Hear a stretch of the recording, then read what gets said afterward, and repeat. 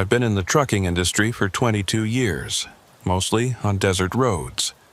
People ask me why I always take these desolate routes. My answer is always the same, because no one bothers you here. There's no traffic, no blinding city lights, no cops hiding behind billboards trying to catch you for going 5 kilometers over the speed limit.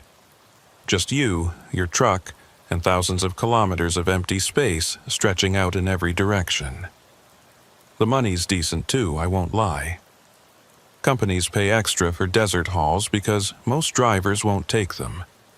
Too isolated, they say. Too dangerous if something goes wrong. But I've never had a problem. Not in all my years. Changed plenty of tires in 100-degree heat, sure. Dealt with overheated engines and blown hoses. Once had a rattlesnake curl up under my truck while I was checking the cargo straps. But nothing I couldn't handle. My name's Harlan Beck, and this story I'm about to tell you happened in late August of 2019. I was working for a logistics company out of Phoenix at the time, running routes between Arizona and Nevada. Mostly industrial equipment, construction materials, that sort of thing. Nothing exciting, nothing valuable enough to worry about hijackers or thieves. That particular Tuesday, I picked up a load in Tucson around 3 in the afternoon. 42 pallets of HVAC units headed for a warehouse outside of Reno. The manifest said they needed them by Thursday morning, which gave me plenty of time even with the mandatory rest stops. But I wanted to get ahead of schedule, maybe have a day to myself in Reno before heading back. So I planned to drive straight through the night, cutting across some of the emptier stretches of desert highway. The sun was already starting its descent when I merged onto Interstate 10, heading west. I could see it in my side mirror, this massive orange ball sinking toward the horizon, turning the sky into layers of red and purple and gold. Beautiful in a way that makes you feel small. Out here in the desert, you're reminded constantly that you're just a speck, just a tiny dot of metal and flesh crawling across something vast and ancient and completely indifferent to whether you live or die. I had my CB radio tuned to channel 19, the trucker channel, but it was mostly quiet. A few scattered transmissions from other drivers, talking about road conditions and speed traps, but nothing much. The further west I got, the quieter it became. By the time I crossed into Arizona's western territories, I hadn't heard another voice in over an hour. The heat was brutal, even with the AC cranked up. I kept a cooler full of water bottles within reach, going through them faster than I'd anticipated. My shirt was soaked through with sweat, sticking to the seat back. Outside, the desert rippled with heat waves, making the distant mountains shimmer and dance like they weren't quite real. I stopped once around 7 p.m. at a truck stop just past Quartzsite. Grabbed some food, topped off the diesel, used the restroom. The place was nearly empty, just a couple other rigs parked in the lot, and an old man behind the counter who barely looked up when I paid. I remember thinking how dead everything felt, how the whole world seemed to be holding its breath in the heat. Back on the road, I watched the sun finally disappear, leaving behind this twilight that turned everything gray and shadowy. The temperature started to drop, which was a relief, but it also brought this eerie quality to the landscape. All those rock formations and Joshua trees became silhouettes, like paper cutouts against the darkening sky. By the time I crossed into California and merged onto Highway 95 heading north, it was full dark. No moon that night, or if there was one, it was hidden behind clouds. The only light came from my headlights cutting through the blackness, and even those seemed to be swallowed up by the desert. I could barely see 50 feet in front of me. That's when I noticed the first strange thing. My radio, which had been silent for hours, suddenly crackled with static. Not unusual in itself. Radio signals get weird out in the desert, bouncing off rock formations and getting scattered by all that empty space. But this static had a pattern to it, almost like breathing. In and out, in and out, this rhythmic hiss that made the hair on my arms stand up. I reached over and changed the channel, but the static followed me. Every frequency, same thing. That breathing sound underneath the white noise. I told myself it was just interference, maybe from a distant storm or some military installation. The desert's full of places where they test things they don't want the public knowing about. But it bothered me more than it should have. I turned the radio off completely, preferring silence to that unsettling sound. Now, all I could hear was the rumble of my engine, the hiss of air brakes occasionally, the tick-tick-tick of my turn signal when I changed lanes to avoid debris on the road, and underneath it all, a ringing in my ears from the long silence, that high-pitched tone you get when everything's too quiet. Around 11 p.m., I passed through Needles, one of the last towns before entering the real, empty stretches. The place was like a ghost town at that hour, just a few scattered lights and closed businesses. I considered stopping for coffee, but decided against it. I was making good time, and I wanted to get past the worst of the desert before fatigue really set in. Highway 95 curved northwest from there, cutting through some of the most desolate country in the lower 48. During the day, you might see the occasional car or motorcycle, maybe a border patrol vehicle, but at night, especially midweek, this road belonged to nobody. Miles and miles of nothing, with maybe one truck every hour or two heading in the opposite direction. I'd driven this route dozens of times before. I knew every curve, every grade, every place where the road narrowed or the shoulder dropped off sharply. I could practically drive it with my eyes closed, which is a dangerous way to think, but true nonetheless. Familiarity breeds complacency, my old instructor used to say. He was right about that. The thing is, out here in the dark, even familiar roads start to feel alien.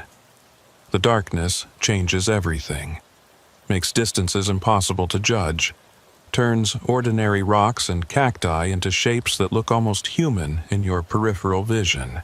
Your mind starts playing tricks on you, filling in details that aren't there, seeing movement where there's only stillness. I was about an hour north of Needles when I saw the lights. Just for a second, way out in the desert to my right. Two small points of white light, like headlights but stationary. They were maybe half a mile off the highway, or what looked like half a mile in the dark. Hard to tell distances at night. I slowed down slightly, trying to get another look, but they were gone. Nothing out there but blackness. I figured it was probably another trucker who'd pulled off to sleep, or maybe some campers. People do stupid things in the desert, driving off-road in regular vehicles, getting stuck, running out of gas. Search and rescue pulls out bodies every summer. People who thought they could handle it and found out too late they couldn't. But something about those lights nagged at me. They'd been too far off the road for any vehicle to reach without serious off-road capability, and I hadn't seen any tracks or trails leading that direction. The desert floor out here is hard-packed calichy in some places, soft sand in others, but either way, you'd see evidence of a vehicle passing. I kept driving, trying to shake off the unease that was settling over me. The temperature inside the cab had dropped enough that I turned off the AC and cracked my window instead. The night air that rushed in was cool and dry, carrying with it the scent of creosote and dust, that distinctive smell of the Mojave that I'd grown so familiar with over the years. The highway stretched out ahead of me, a ribbon of gray asphalt marked by faded white lines and the occasional reflector. On either side, the darkness was absolute, broken only by the faint silhouettes of mountains on the horizon. No hares visible tonight, which was unusual. The desert sky is usually so clear you can see the Milky Way like a splash of paint across the heavens. My CB crackled again, making me jump. I'd forgotten I'd turned it off, but apparently I'd only turned down the volume. The speaker hissed and popped, and through the static I could swear I heard something. Not a voice exactly, but something almost like words, too distorted to make out. I reached over and turned it off completely this time, unplugging it from the power socket. Around midnight, I passed mile marker 158. I remember it specifically because there was a small white cross there on the side of the road, one of those roadside memorials people put up for loved ones who died in accidents. This one looked old, weathered by years of sun and wind. Someone had left plastic flowers there once, but they'd faded to colorless husks, barely clinging to the base of the cross. I'd seen that cross dozens of times before. It was a landmark I used to gauge my progress on this route. But tonight, something about it looked different. Maybe it was just the way my headlights hit it, but I could swear the cross was facing a different direction than usual, like someone had moved it, rotated it 90 degrees, so instead of facing the road, it faced out into the desert. I told myself I was wrong, that I was just tired and seeing things wrong. But the image stuck with me, burned into my mind. That white cross, stark against the darkness, pointing toward something out in all that empty space. The road began to climb slightly, following the contours of a low ridge. Up here, the wind was stronger, buffeting the side of my trailer and making me work the wheel to stay centered in my lane. Dust devils danced across the asphalt, caught in my headlights like miniature tornadoes made of sand and darkness. I checked my GPS, still showing me on Highway 95, making good time, about 3 hours from the Nevada border. Everything normal. But the device seemed to be running slowly, the screen refreshing in stutters, my position jumping forward in increments rather than smoothly tracking. I tapped it a couple times, but it didn't help. That's when I noticed my dashboard clock. It read 2:40 a.m. That couldn't be right. I'd passed mile marker 158 at midnight, I was certain of it. And I'd only driven maybe 20 or 30 miles since then, judging by the terrain. But somehow, 2 hours and 40 minutes had passed. I'd lost time somewhere, or the clock was malfunctioning. I grabbed my phone from the cup holder to check the time, but the screen wouldn't turn on. The battery had been at 70% when I last checked it, but now it was completely dead. I plugged it into the charger, but the screen stayed black. A cold feeling spread through my chest, something that had nothing to do with the night air coming through my window. I was totally cut off now.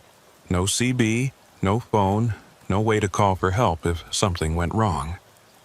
Just me and my truck, alone in the dark. The smart thing would have been to turn around, head back to Needles, get everything checked out, but I was already past the point of no return in my mind. Reno was closer now than going back, and besides, I'd never missed a delivery deadline in 22 years.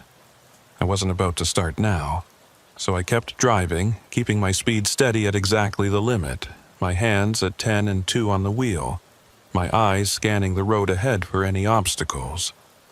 The wind picked up even more, and I could see dust beginning to blow across the highway, reducing visibility. Not a full sandstorm, not yet, but the precursor to one. That's when I saw it for the first time. Far ahead, barely visible through the blowing dust, a light. Red, like a taillight but steady rather than blinking, just sitting there in the middle of the road, not moving. My first thought was that a vehicle had broken down, but as I got closer the light seemed to recede, staying always at the edge of my vision. I slowed down, confused and increasingly unsettled. The light should have been getting bigger, clearer as I approached. Instead, it maintained the same size, the same intensity, like I wasn't getting any closer to it at all despite the fact that I was definitely moving forward. Then, without warning, it vanished, just blinked out of existence, leaving nothing but empty road ahead. I could feel my heart hammering in my chest, my mouth gone completely dry. I fumbled for one of my water bottles, but my hands were shaking so badly I almost dropped it. "Get it together, Harlan," I told myself. "You're tired, you're seeing things. There's a rational explanation for all of this.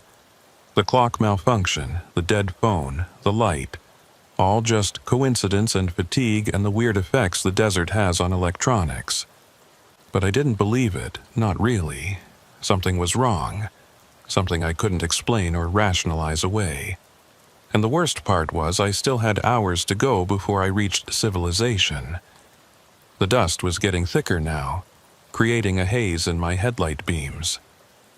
Visibility had dropped to maybe 30 feet, forcing me to slow down to 40 miles per hour. The wind howled around the cab, making a sound like voices, like screaming, but I knew it was just air rushing over metal. Had to be. I'd been through sandstorms before, plenty of them. They're a fact of life in desert trucking. You either push through them carefully or you pull over and wait them out, depending on the severity. This one wasn't too bad yet, but it was building. I could feel it in the way the wind came in gusts, each one stronger than the last, rocking the trailer slightly despite its weight. The sky had taken on a weird orange tint, even though it was the middle of the night. The dust reflected what little light there was, creating this sickly glow that made everything look wrong, unnatural. I'd never seen anything quite like it, and I'd driven through storms where the sun disappeared completely, where day turned dark as midnight. Around mile marker 175, I passed an old gas station. I almost missed it in the dust, just caught a glimpse of it off to the right. One of those ancient places from the 50s or 60s, the kind with rounded corners and big plate glass windows, long since abandoned. The pumps were still there, just rusted shells now. The price signs showing numbers that wouldn't buy you a gallon anywhere anymore. Something made me slow down even more as I passed it. The windows were all broken out, and through the empty frames, I could see into the interior. Or I thought I could. The dust made everything hazy and indistinct. But I could swear I saw a light in there, a faint glow, like a lantern or a flashlight. Probably just reflection from my headlights, I thought. Or maybe some homeless person taking shelter. Either way, not my problem. I had a delivery to make, and stopping now would only put me further behind schedule, especially in this dust. But as I accelerated past the station, I glanced in my side mirror and froze. There was someone standing in front of the building, barely visible through the swirling dust. Just a silhouette, but definitely human-shaped, and definitely watching me drive away. Standing perfectly still in the middle of a sandstorm like it was nothing. I jerked my eyes back to the road, my heart racing again. When I looked back at the mirror a second later, the figure was gone. Nothing there but dust and darkness, and that abandoned building receding into the distance. My hands were cramping from gripping the wheel so hard. I forced myself to relax, to breathe. This was getting ridiculous. I was letting my imagination run wild, seeing threats where there were none. The fatigue was catching up with me, making me paranoid and jumpy. I needed to focus on the practical concerns.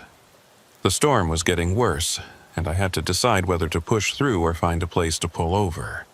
The shoulder was barely visible, and I had no idea how stable the ground was off the pavement. Last thing I needed was to get the truck stuck in sand and have to wait for a tow, which could take hours or even days out here. The GPS was still acting strange, the screen flickering and freezing. My position would update, then jump backwards, then forward again, like I was teleporting along the highway. The map display had started showing roads that I knew weren't there, little side routes branching off into the desert where nothing existed but sand and rock. I tried the CB radio again, plugging it back in and turning it on despite my earlier unease. If there were any other trucks nearby, I wanted to know about it. Wanted to hear another human voice. The static came back immediately, that same rhythmic quality I'd noticed before. But now it seemed louder, more insistent. Any drivers out there on 95?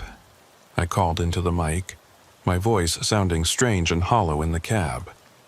This is northbound trucker at mile marker 175, looking for information on weather conditions ahead. Anybody copy? Nothing but static in response. Not even a fragment of another conversation, which was unusual.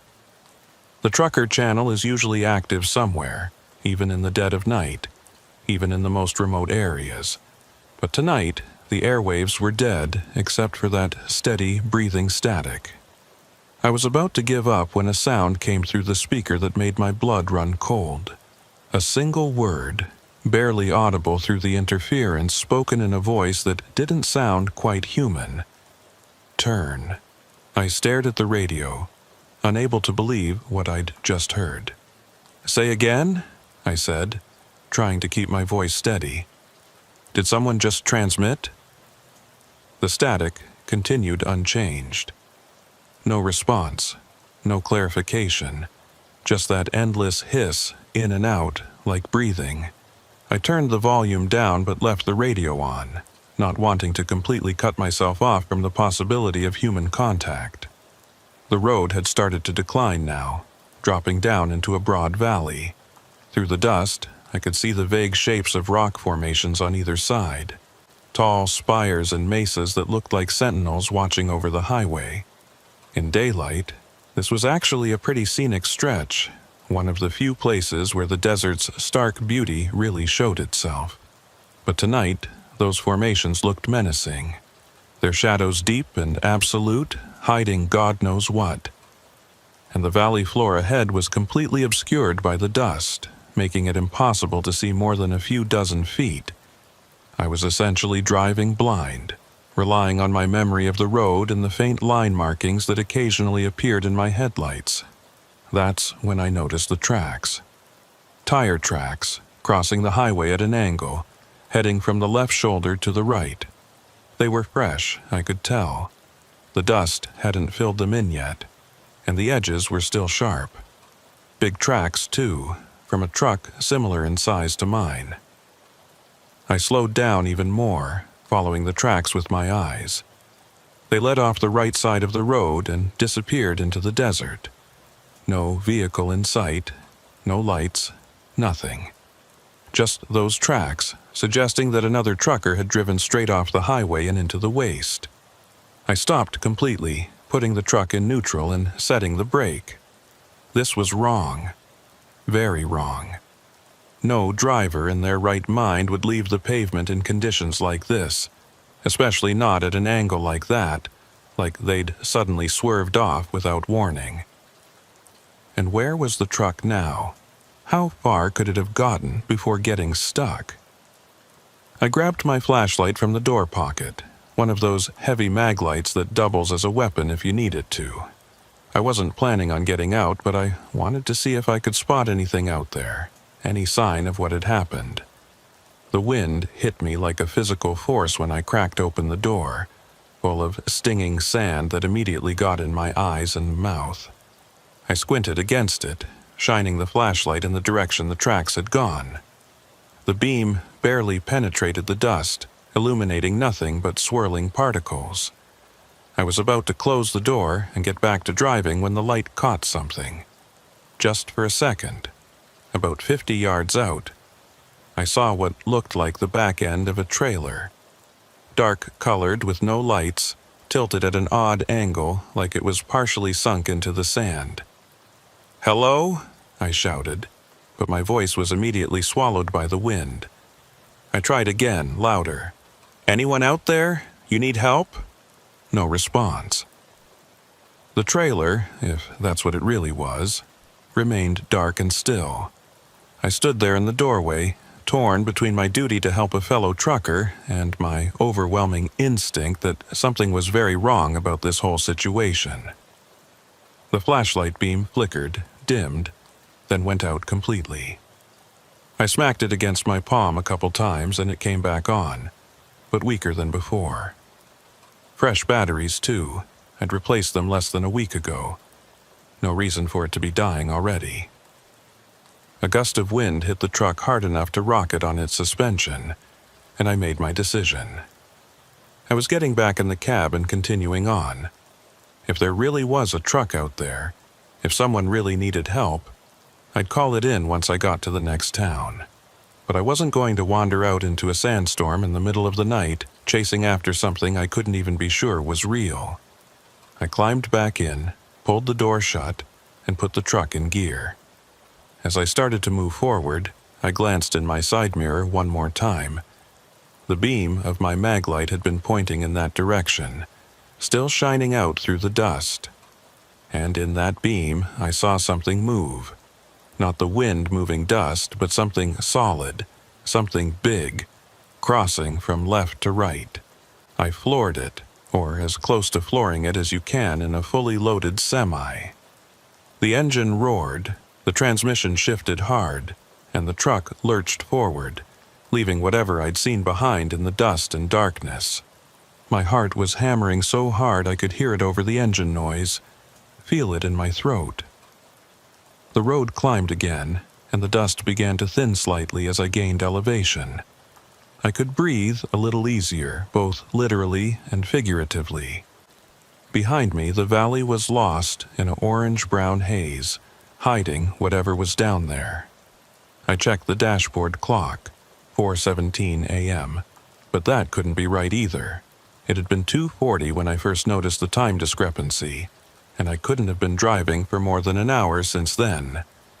Yet the clock insisted that nearly 2 more hours had passed. Either it was broken, running fast, or I was losing time somehow. The GPS showed me approaching mile marker 190, which meant I'd covered about 15 miles since the gas station. The math didn't add up no matter how I tried to figure it. At my current speed, 15 miles should have taken maybe 20 minutes, not hours. I fumbled with my phone charger again, hoping it had revived, but the screen remained dark, dead as a stone. All my connections to the outside world were severed. No way to call for help, no way to report what I'd seen, no way to verify whether what was happening was real or just exhaustion-induced hallucination. The highway had straightened out now, running arrow straight across a flat expanse of desert. Visibility was better here, maybe 60 or 70 feet, enough to see the next curve coming. I pushed my speed back up to 55, wanting to cover as much ground as possible before the next weird thing happened. Because I was certain now that something would happen. This wasn't just bad luck or equipment failure. This was something else, something I didn't have words for. The desert felt alive around me, watching, waiting, like a predator toying with its prey. The CB crackled again, and this time the voice was clearer, though still distorted. Red mile, red mile, red mile. I grabbed the mic so hard I nearly broke it. "Who is this? What do you want?" No response. Just those 2 words repeated, over and over in that not quite human voice. Red mile, red mile, red mile. I turned the radio off again, hands shaking. Red mile. What the hell did that mean? Some kind of warning? A location? Or just nonsense, random words generated by atmospheric interference? But even as I tried to rationalize it, I knew better. This was targeted, specific. Someone or something was trying to communicate with me, and the message was always the same. Red mile. The road dipped down into a shallow wash, one of those places where flash floods cut across the highway during monsoon season. Metal posts marked the edges, with depth gauges showing how deep the water could get. I'd driven through here dozens of times, knew exactly where it was, how long it took to cross. But as I descended into the wash, something was different. The road surface changed, became rougher, like I was driving on gravel instead of asphalt. And the color was wrong. Instead of gray-black, it looked reddish in my headlights like rust or dried blood. The red mile, I thought, and my stomach dropped. The wash was maybe 100 yards across, but it felt like miles. The rough surface made the truck shake and rattle, and I could hear loose items in the cab bouncing around. The color seemed to intensify as I drove, becoming brighter, more vivid, until it was almost glowing in my headlights. Then I was out, back on normal pavement, the color returning to gray. I looked in my mirrors, but the wash behind me looked completely normal, just dark asphalt like always. Had I imagined the red surface? Was my mind playing tricks on me, making me see things that weren't there? But my truck's clock now read 4:19 a.m. I'd crossed that 100-yard wash in 2 minutes, according to the dashboard. That was impossible. At 55 miles per hour, it should have taken maybe 3 or 4 seconds. But 2 minutes had passed. I was losing time, chunks of it, disappearing without explanation. And every time it happened, I felt like something was shifting, like reality was coming loose at the seams, allowing things to slip through that shouldn't be there. The dust had almost completely cleared now, and I could see the stars finally, thousands of them scattered across the black sky. I took some comfort in that, in the normalcy of it. Stars don't change. They don't play tricks. They're just burning balls of gas billions of miles away, indifferent to human concerns. But even that comfort was short-lived. Because, as I watched, one of the stars moved. Not drifted the way satellites do, but jerked, like a light switch being flipped on and off in rapid succession. And then another one did the same thing, and another. I forced myself to look away, to focus on the road. The stars aren't moving, I told myself. It's just your eyes, just fatigue making you see motion where there is none. Keep driving. Keep focused. You're almost to Nevada, almost to civilization. But I couldn't shake the feeling that I was wrong, that something fundamental had changed. The desert around me didn't feel empty anymore. It felt full, crowded with invisible presences, watching eyes, things that had no names.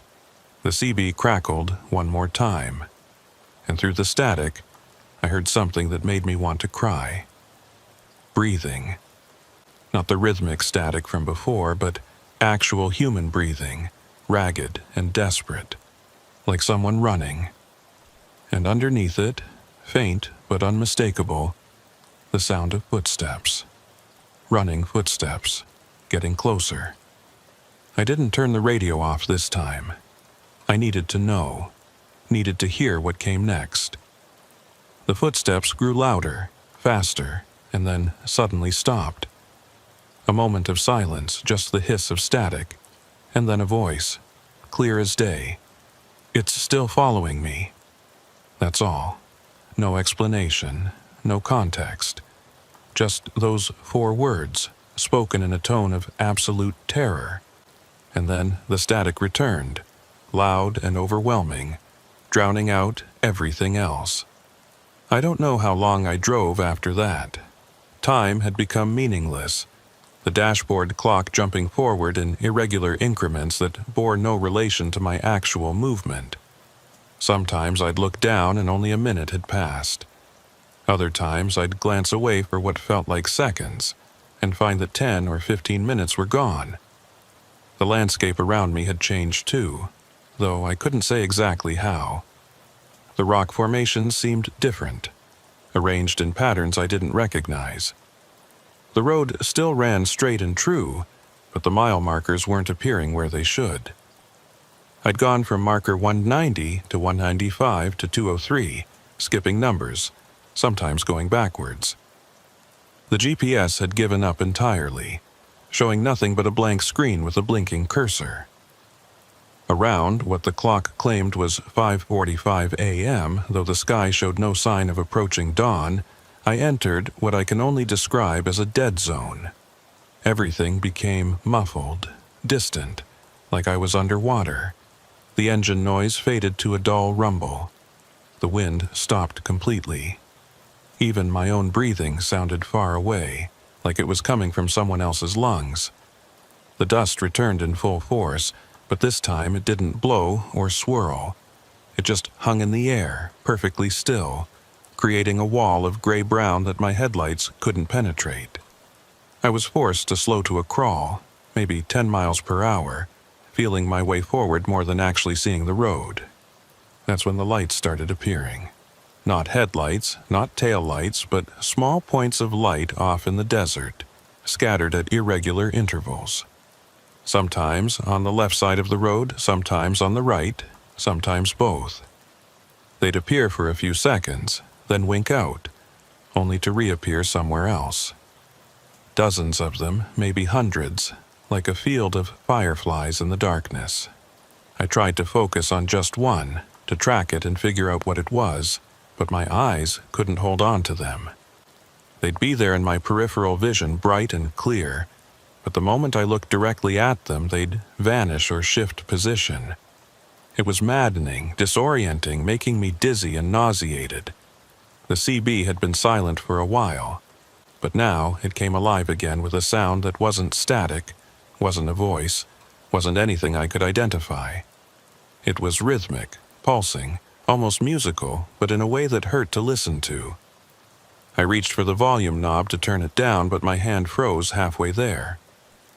Because, through the dust ahead, I could see something massive. A shape, darker than the surrounding darkness. Tall and irregular like a rock formation, but wrong somehow. It was blocking the road, or seemed to be, though the dust made it impossible to judge distance or size accurately. I slowed even more, nearly stopping. Every instinct screamed at me to turn around, to flee, but I couldn't. Behind me was only that strange valley and whatever had been moving in the dust. Ahead was, I didn't know what, but at least it was forward. At least it was progress. As I crept closer, the shape resolved itself into something that made my rational mind rebel against what my eyes were showing me. It was a truck. Or it had been a truck once.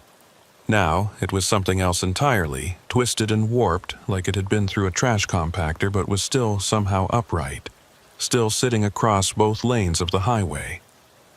The cab was folded in on itself. The windshield shattered inward, the hood bent upward at a 90-degree angle. The trailer was accordion pleated, compressed to maybe half its normal length. But there was no debris field, no skid marks, nothing to indicate a collision or accident. It was just sitting there, impossibly damaged, like it had been plucked up by a giant hand and squeezed.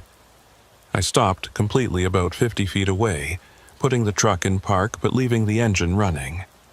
I didn't want to get out, didn't want to get any closer, but I also couldn't just leave without checking if there was a driver inside who needed help. Even if they couldn't possibly be alive, I had to know. I grabbed my mag light, checked to make sure it was working.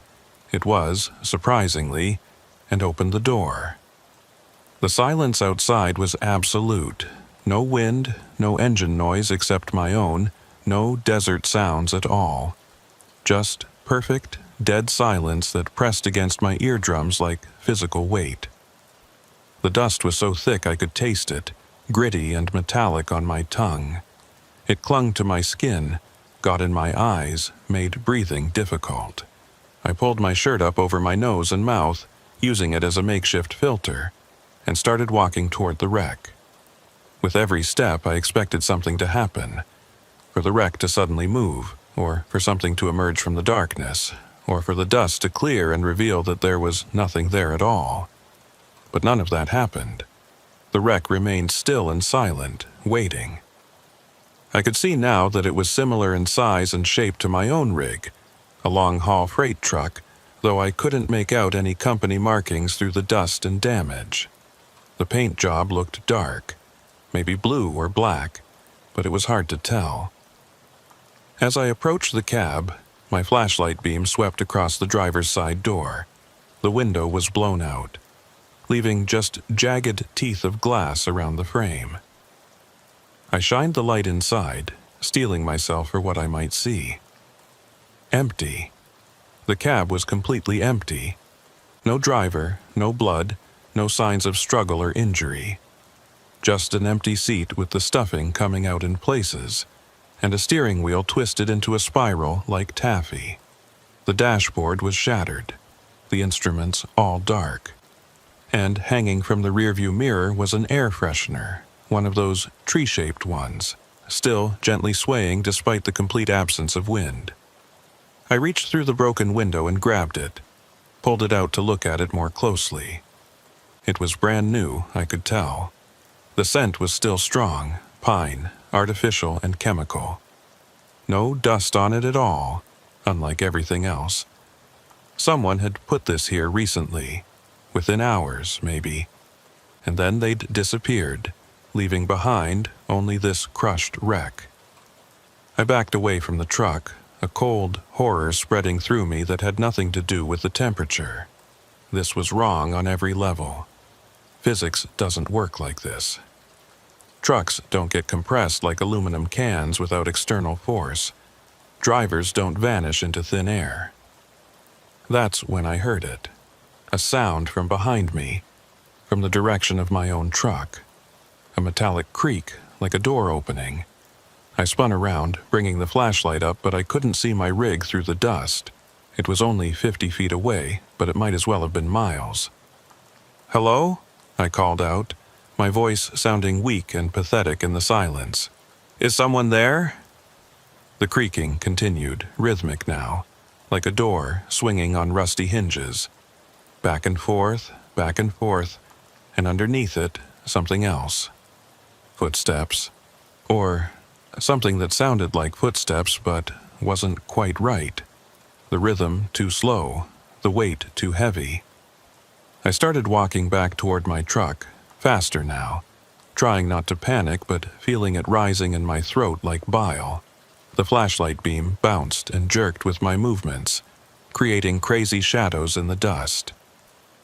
Everything looked the same in every direction, featureless gray-brown that could hide anything. The creaking stopped suddenly, replaced by complete silence again. I froze, listening, trying to pinpoint where the sound had been coming from. But there was nothing. Just that oppressive quiet that seemed to muffle even my thoughts. My truck materialized out of the dust without warning, appearing so suddenly I almost walked into it. The driver's door was closed, though I was certain I'd left it open. The engine was still running. I could feel the vibrations through the ground, but something was off. The sound was different, deeper, like it was running slower than it should be. I climbed back into the cab, slammed the door, and locked it. My hands were shaking so badly I could barely grip the steering wheel. I had to get out of here, had to get past that wreck and continue on, no matter what was waiting up ahead. I put the truck in gear and started moving forward, steering around the wreck on the shoulder. The truck rocked and bounced on the uneven ground, and I held my breath, praying I wouldn't get stuck or blow a tire. The wreck passed by my window, close enough that I could have reached out and touched it, and I kept my eyes fixed straight ahead, refusing to look at it. Then I was past it, back on the pavement, accelerating. I didn't look in the mirrors, didn't want to see if the wreck was still there or if it had somehow moved. I just drove, faster and faster, pushing the truck up to 70 despite the poor visibility. The dust began to thin again, gradually, until I could see maybe 100 feet ahead. The road climbed steadily, gaining elevation, and I could feel the temperature dropping. My breath started to fog slightly, which was odd given that it was supposedly late August. The CB crackled, and a voice came through, clear and calm and horrifyingly matter-of-fact. "You shouldn't have stopped." I grabbed the mic, shouting into it, "Who is this? What's happening?"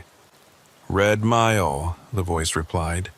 "You're in the red mile. Time doesn't work right here. Distance doesn't work right. You're going to keep driving, and you're never going to reach the end." "That's impossible," I said. But even as I said it, I knew it wasn't true. I'd already seen too much, experienced too much that shouldn't be possible. Where's the driver from that truck? What happened to them? Static answered me at first. Then, still driving, still looking for a way out. Same as you'll be, same as all of us. The transmission cut off, leaving me with only the white noise. I looked down at my odometer, trying to calculate how far I'd come, but the numbers made no sense. They'd gone up, then down, then stayed the same for a while, then jumped forward by 50 miles all at once. There was no rational explanation for any of it. The GPS screen suddenly flickered to life, showing a map, but it wasn't any map I recognized. The road I was on branched and looped and doubled back on itself in impossible ways, like an Escher drawing. My position marker was moving along one of these loops, going in circles, never making forward progress even though I was definitely moving forward. I thought about the driver from the crushed truck. Still driving, the voice had said. Still looking for a way out. How long had they been in here? Days? Weeks? Years? And how many others were there, trapped in this nightmare stretch of highway that didn't follow normal rules? The highway crested a ridge, and suddenly the dust was gone completely, and I could see the valley ahead. But it wasn't the valley that should be there. It was too wide, too deep, and the far side was impossible to gauge. It could have been miles away or mere yards. The perspective was all wrong. And scattered across the valley floor were lights. Hundreds of them, thousands maybe. All stationary, all pointing upward like searchlights or beacons. And among those lights I could see vehicles. Trucks, mostly. But also cars and motorcycles and RVs, all parked at random angles, all with their lights on. Some of them were clearly damaged. Others looked perfectly normal, but all of them were empty, as far as I could tell from this distance. I pulled over to the side of the road, or what I thought was the side. It was hard to tell where the pavement ended and the desert began anymore, and just sat there, staring at this impossible scene. This wasn't real. Couldn't be real. But I was seeing it, experiencing it, and that meant something, even if I couldn't understand what. The CB came alive again, and this time there were multiple voices all talking at once, overlapping and arguing and pleading. Been here for 3 days. My family doesn't know. Road just keeps looping back. Can't find. Something following me in the dust. I can hear it breathing. Red mile. They call it the red mile. Once you're in, you can't. I turned the volume up, desperate to hear more, to understand what was happening. But the voices faded as quickly as they'd appeared, replaced by that same rhythmic static, that breathing sound I'd heard at the beginning. My dashboard clock read 2:40 a.m., the same time it had shown hours ago, when I'd first noticed something was wrong. I'd been driving in circles, maybe, or time had simply reset. Either way, I was back where I'd started, at least temporarily, if not physically. I tried to restart my phone one more time, but it remained dead. All my navigation apps, my emergency contacts, my way of calling for help, all of it useless. I was completely isolated out here, cut off from everything familiar and safe. The lights in the valley began to flicker, not all at once, but in waves, rippling across the desert floor like a living thing. And in the spaces between the lights I could see movement, shapes too distant to identify, passing between the vehicles. Sometimes humanoid, sometimes not. Sometimes solid, sometimes translucent. All of them searching, wandering, lost. I realized with growing horror that those weren't shadows or tricks of the light. Those were the drivers, the people who'd stopped, who'd gotten out of their vehicles to investigate or look for help, and had become part of this place. They were still here, still trapped, still searching for a way out that might not exist. I put the truck back in gear, hands steady now despite the fear coursing through me. I wasn't stopping again, wasn't getting out. Whatever happened, I was staying in my cab, staying mobile, refusing to become one of those wandering shapes down in the valley. The road descended toward the valley floor, and as it did, the lights grew brighter, more intense, until they were almost painful to look at. I could see details on the abandoned vehicles now. Open doors, shattered windows, cargoes spilled across the ground. Some of them had been there for years, judging by the rust and decay. Others looked brand new, and standing among them, perfectly still, was a figure. Just one, directly in my path. I couldn't make out any features, just a dark silhouette against the lights. It didn't move as I approached, didn't react to my headlights at all, just stood there, waiting. I should have swerved, should have gone around, but something compelled me to keep going straight, to see what would happen when I reached it. The figure grew larger in my windshield, and I could see now that it was wearing what looked like old-style trucking gear. Denim coveralls, work boots, a cap with some company logo I didn't recognize. At the last possible second, I yanked the wheel to the right, missing the figure by inches.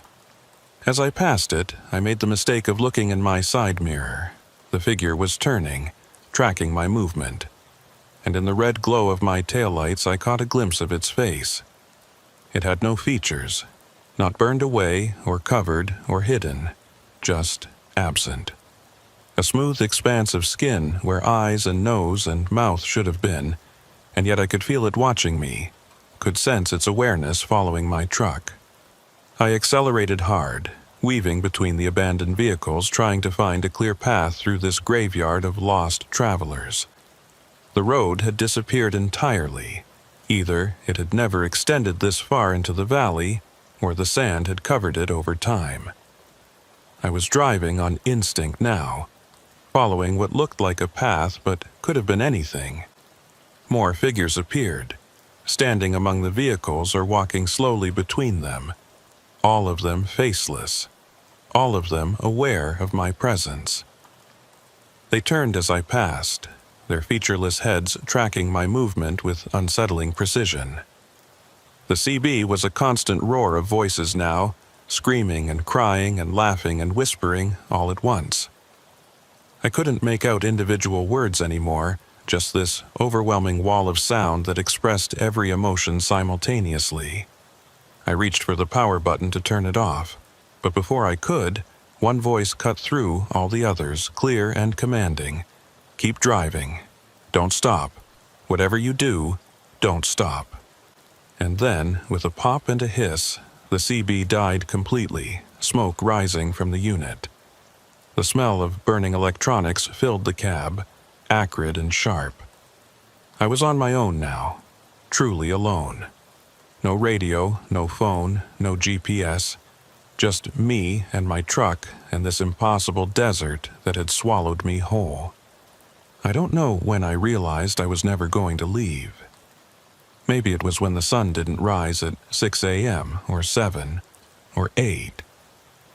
Maybe it was when I saw my own truck in the distance parked among the others, its lights on, me visible through the windshield staring back at myself. Maybe it was when I noticed the dust starting to fall upward instead of down, rising from the desert floor like ash from a fire in reverse. The road appeared again eventually, cutting through the valley like someone had just laid it down fresh. I followed it because there was nothing else to do, even though I knew it wouldn't lead anywhere I wanted to go. The mile markers had given up any pretense of sequence. I passed marker 200, then 47, then 893, then 200 again.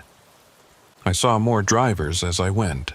Some of them tried to flag me down, standing in the road waving their arms. I drove through them without slowing. They weren't solid. My truck passed through them like they were made of mist. Others just watched from beside their abandoned rigs, those smooth blank faces turning to follow my progress. Somewhere around what the clock insisted was 9:30 a.m., though the sky remained the same dark purple-orange it had been for hours, I saw the crushed truck again. The same one, definitely. I recognized the air freshener hanging from the mirror, still swinging gently, but it was in a different location now, on the opposite side of the road, facing the wrong direction. I drove past it without stopping, without even slowing down. The landscape began to repeat. I'd see the same rock formation, the same Joshua tree, the same curve in the road, over and over. Not similar, identical. Like reality was stuttering, skipping, playing the same scene on loop. Each time I passed the same landmarks, there were more abandoned vehicles. More faceless figures standing watch. My fuel gauge read full. It had been near half when I started this journey, and I'd been driving for what felt like 8 or 10 hours, but the needle sat firmly at the top. When I looked at the odometer, it was running backwards, the numbers decreasing as I drove forward. I stopped checking the gauges after that. Stopped looking at the clock. Stopped trying to figure out where I was or how far I'd come. None of it mattered. The numbers meant nothing here. The dust came back in waves, sometimes thick enough that I was driving blind, sometimes clearing just enough to see the next stretch of horror. During one clear period, I saw what looked like a rest stop ahead. Actual buildings, lights on, signs promising food and fuel and lodging. I almost cried with relief. But as I got closer, I could see that the buildings were wrong. The proportions were off, the angles too sharp or too shallow, the windows reflecting things that weren't there. The gas pumps were 10 feet tall. The doors opened onto nothing but more darkness. The neon signs advertised services in languages I didn't recognize, using symbols that hurt to look at. I kept driving. Something changed around what the clock claimed was 2:40 a.m. again. The air pressure shifted, making my ears pop. The color of the dust went from orange-brown to deep red, the color of rust or old blood, and in the distance I could hear something. Not voices or wind or engines, but a sound like grinding, like massive gears turning deep underground. The faceless figures began to move more purposefully now. Not just watching, but converging, following roads I couldn't see toward some central point ahead. I watched them in my mirrors, dozens of them, then hundreds, all walking in the same direction I was driving. A migration of the lost. I crested another rise and saw the source of that grinding sound. In the center of the valley, where all those abandoned vehicles had been clustered, something was emerging from the desert floor. Something huge and dark and made of angles that shouldn't exist in three-dimensional space. It rose slowly, shedding sand and dust, and those lights I'd seen earlier weren't lights at all. They were windows, or openings, and things moved behind them. The faceless figures walked toward it without hesitation, disappearing into those openings one by one. And I understood, suddenly and completely, that this was where they went. Where everyone ended up, eventually, if they stayed too long in the Red Mile. This was the destination, the final stop, the place where lost travelers went to be. I don't have words for what they went to be. I yanked the wheel hard left, leaving the road, driving directly away from that thing. My truck bounced and shuddered over the rough terrain, but I didn't care. I couldn't go there. Wouldn't go there. Death would be preferable. The grinding sound grew louder, angrier, like whatever that thing was didn't appreciate me fleeing. The dust turned from red to black, thick as oil, coating my windshield until I couldn't see anything at all. I kept driving anyway, steering by instinct, by feel, by desperation. And then, with a lurch that threw me forward against my seatbelt, everything changed. The dust was gone. The grinding sound was gone. The impossible structure was gone.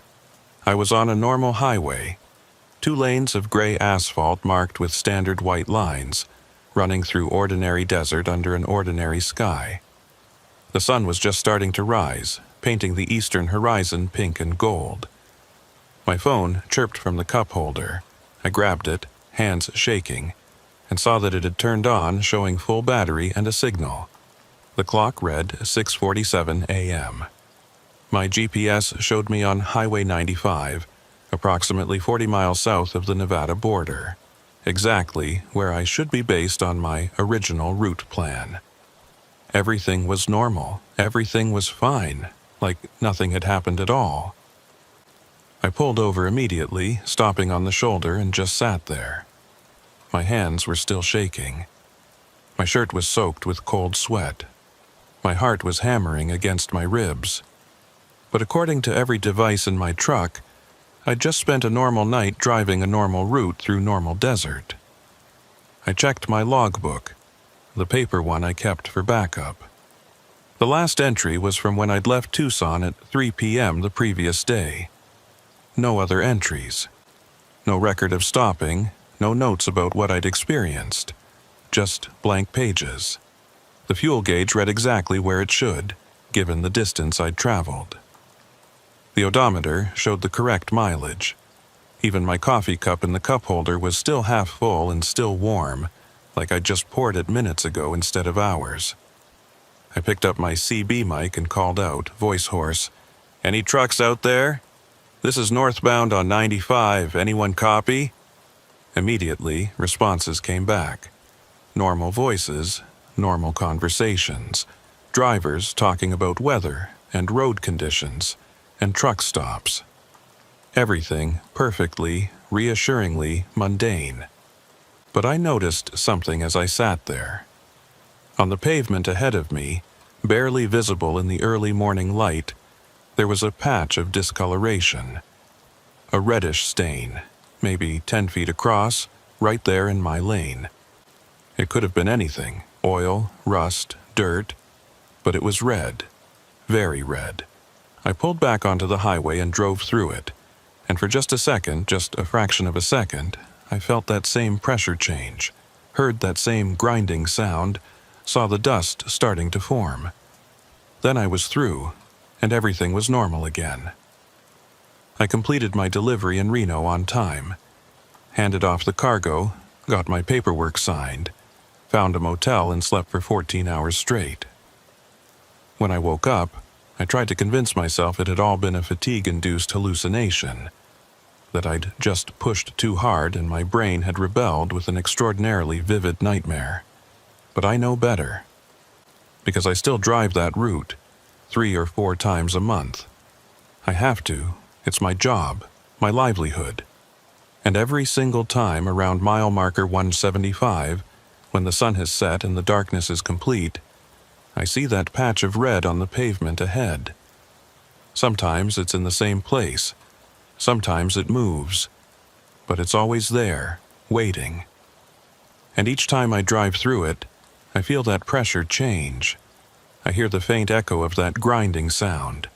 The dust starts to gather at the edges of my headlight beams, and my dashboard clock, just for a moment, reads 2:40 a.m.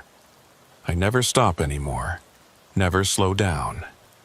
I keep my CB turned off, my phone charged, my fuel tank full. I drive through that patch of red as fast as I safely can. And I don't look in my mirrors because I don't want to see what might be standing there on the shoulder, watching with a smooth and featureless face. The red mile is still there. I know it is. It's waiting, patient as the desert itself. For the moment when I hesitate, when I stop, when I make the same mistake I made that night. And sometimes in those brief seconds when I pass through that red patch, I hear the CB crackle to life even though it's turned off. I hear that voice, calm and matter of fact, saying the same thing it always says. Still driving.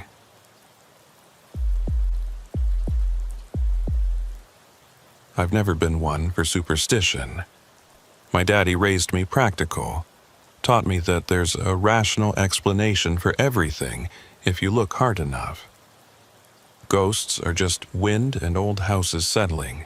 UFOs are weather balloons and satellites. Strange noises in the desert are coyotes and your own imagination running wild because you've been alone too long. But I'll tell you something. After 18 years of hauling freight across the American Southwest, I've learned that being practical only gets you so far. Some things don't have rational explanations, and the desert keeps those secrets better than anywhere else. My name is Warren Collier, and I drive for a mid-sized logistics company based out of El Paso, Texas. Nothing fancy, nothing glamorous. We move machine parts, industrial equipment, construction materials. The kind of cargo that keeps the world running but nobody thinks twice about. I like it that way. Steady work, decent pay, and most importantly, I get to spend my days alone with my thoughts and the open road. This all started in early September of 2018. I'd picked up a load in Albuquerque, headed for a distribution center outside of Bakersfield, California. Standard route, one I'd driven probably 50 times before. Take I-40 west to Needles, then cut north on Highway 95 through the Mojave. Long haul, about 16 hours total with breaks, but nothing I couldn't handle. I left Albuquerque around noon on a Thursday, which meant I'd be crossing the worst of the desert during the night. That was fine by me. Nighttime desert driving is actually preferable in my opinion. Cooler temperatures, less traffic, and you can make better time without worrying about the highway patrol sitting behind every overpass. The first leg went smooth as silk. Made good time across New Mexico and into Arizona, stopped once for fuel and a sandwich around 6 p.m. The sun was setting as I pulled back onto the interstate, painting the desert in those shades of orange and purple that people pay good money to see in paintings, but we get for free out here. I had my radio tuned to a country station out of Flagstaff, volume low, just background noise to keep the silence from getting too heavy. My CB was on channel 19 like always, quiet, except for the occasional trucker checking in with weather updates or asking about road conditions ahead. Everything normal, everything routine. By the time I crossed into California around 9 p.m., full dark had settled in. The kind of darkness you only get in the desert, where there's no light pollution for miles in any direction. Just my headlights cutting through the black, the white lines on the road, and the stars overhead so bright and thick they almost looked fake. I just passed through Needles when I noticed the first thing that seemed off. My GPS, I run one of those truck-specific units that shows rest stops, way stations, low bridges, all that, started acting strange.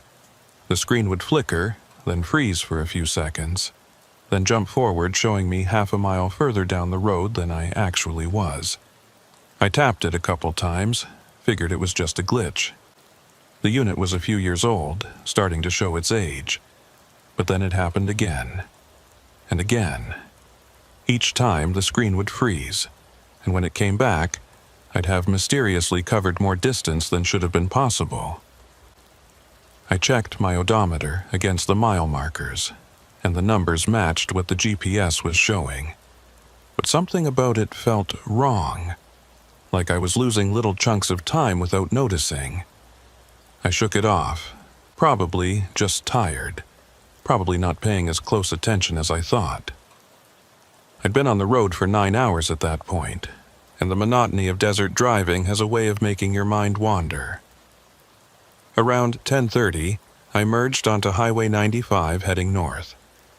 This is where the desert really opens up, where civilization becomes a distant memory and you're just a tiny speck moving through vast emptiness. The highway here is well maintained but narrow. 2 lanes with minimal shoulder, winding between rock formations and across dry lake beds that shimmer white in the headlights. Traffic was almost non-existent. I'd see maybe one car every 20 or 30 minutes, passing in the opposite direction. Headlights appearing as distant stars that grew brighter and then swept past in a wash of sound and wind, and then disappeared into the darkness behind me. No other trucks, which was unusual but not unheard of for a Thursday night. I was maybe 40 miles north of Needles when I saw the sign. It came up on my right, lit by my headlights for just a moment. A standard green highway sign with white lettering that read, Exit 46, Gas Food Lodging, 1 mile. I almost missed it. Would have, if I hadn't been thinking about needing to stop soon for coffee. My thermos was empty, and I could feel that heaviness starting to creep into my eyelids. That dangerous drowsiness that comes on sudden and can put you in a ditch before you realize what's happening. Exit 46. I pulled out my atlas, yeah, I still carry one, old habits die hard, and flipped to the California section, tracing my finger along Highway 95. According to the map, there was no exit 46. The exits went from 39 to 51, with nothing in between. Just long stretches of empty desert with occasional scenic turnouts. But I'd definitely seen the sign. And besides, the GPS was showing an exit coming up, labeled Rest Area, Services Available. Maybe the atlas was outdated. They build new exits all the time, especially in areas where development is starting to creep into the desert. The mile passed quickly. I watched my odometer tick over, and right on cue, the exit ramp appeared on my right. No sign this time, but the ramp was clearly visible, the pavement only slightly more faded than the main highway. It curved off into the darkness, and at the end I could see lights.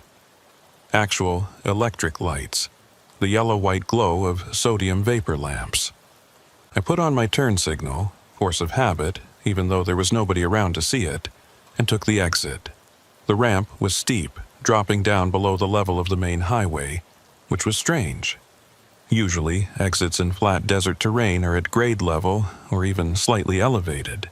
But this one descended, curving around a rocky outcrop that blocked my view of what lay ahead. As I came around the curve, I saw it, a truck stop. Small, nothing fancy, but clearly operational. There was a gas station with 4 pumps under a weather-beaten canopy, a small convenience store with its lights on, and what looked like a diner or restaurant attached to the side. A couple of parking spots for trucks, currently empty. The whole place looked like it had been there for decades, the kind of mom-and-pop operation that used to be common along these routes before the big chains took over. I pulled into the truck parking area and stopped, leaving the engine running while I looked around. Something felt off about the place, though I couldn't put my finger on what exactly. Everything looked normal enough. The lights were on, the pumps looked functional.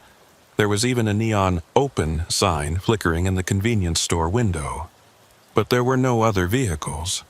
No cars at the pumps, no trucks in the lot, no lights visible in what might have been living quarters above the store. The place looked operational but abandoned, like everyone had just stepped away for a moment and would be back any second. I considered just leaving, getting back on the highway and finding coffee somewhere else. But the next services I knew about were at least 50 miles north, and I really did need that coffee. Besides, maybe I'd just arrived during a slow period. Places like this, stuck out in the middle of nowhere, probably went hours without seeing a customer. I shut off the engine and climbed down from the cab. The silence hit me immediately. No wind, no animal sounds, no distant traffic noise. Just perfect, absolute quiet that pressed against my eardrums like water. The air was cool, but not cold, carrying that distinctive desert smell of dust and creosote, and something else I couldn't quite identify. Something slightly chemical, almost like ozone. The lights from the station buzzed faintly, that electric hum that fluorescent tubes make, but even that seemed muffled somehow. My footsteps on the concrete sounded too loud, echoing slightly in ways they shouldn't in an open space. I walked toward the convenience store, my hand instinctively checking that my wallet was in my back pocket. The door was one of those glass jobs with a metal frame and a bell that jingles when you open it. I pushed it open and stepped inside. The bell didn't jingle. It just hung there, silent. the mechanism apparently broken or disconnected. The interior was larger than it had looked from outside, stretching back into shadows that the overhead lights didn't quite reach. The shelves were fully stocked: chips, candy, beef jerky, all the usual truck stop fare. There was a coffee station along the back wall, with 3 pots sitting on warmers. The little lights were on, showing that the coffee was ready. But there was no one behind the counter. No clerk, no manager, nobody. "Hello," I called out, my voice sounding strange and flat in the empty store. "Anyone here?" No response. I waited a moment, then walked toward the counter. There was a bell there, the kind you tap for service, and I hit it once. The ding seemed to go on forever, fading slowly into that heavy silence. Still no response.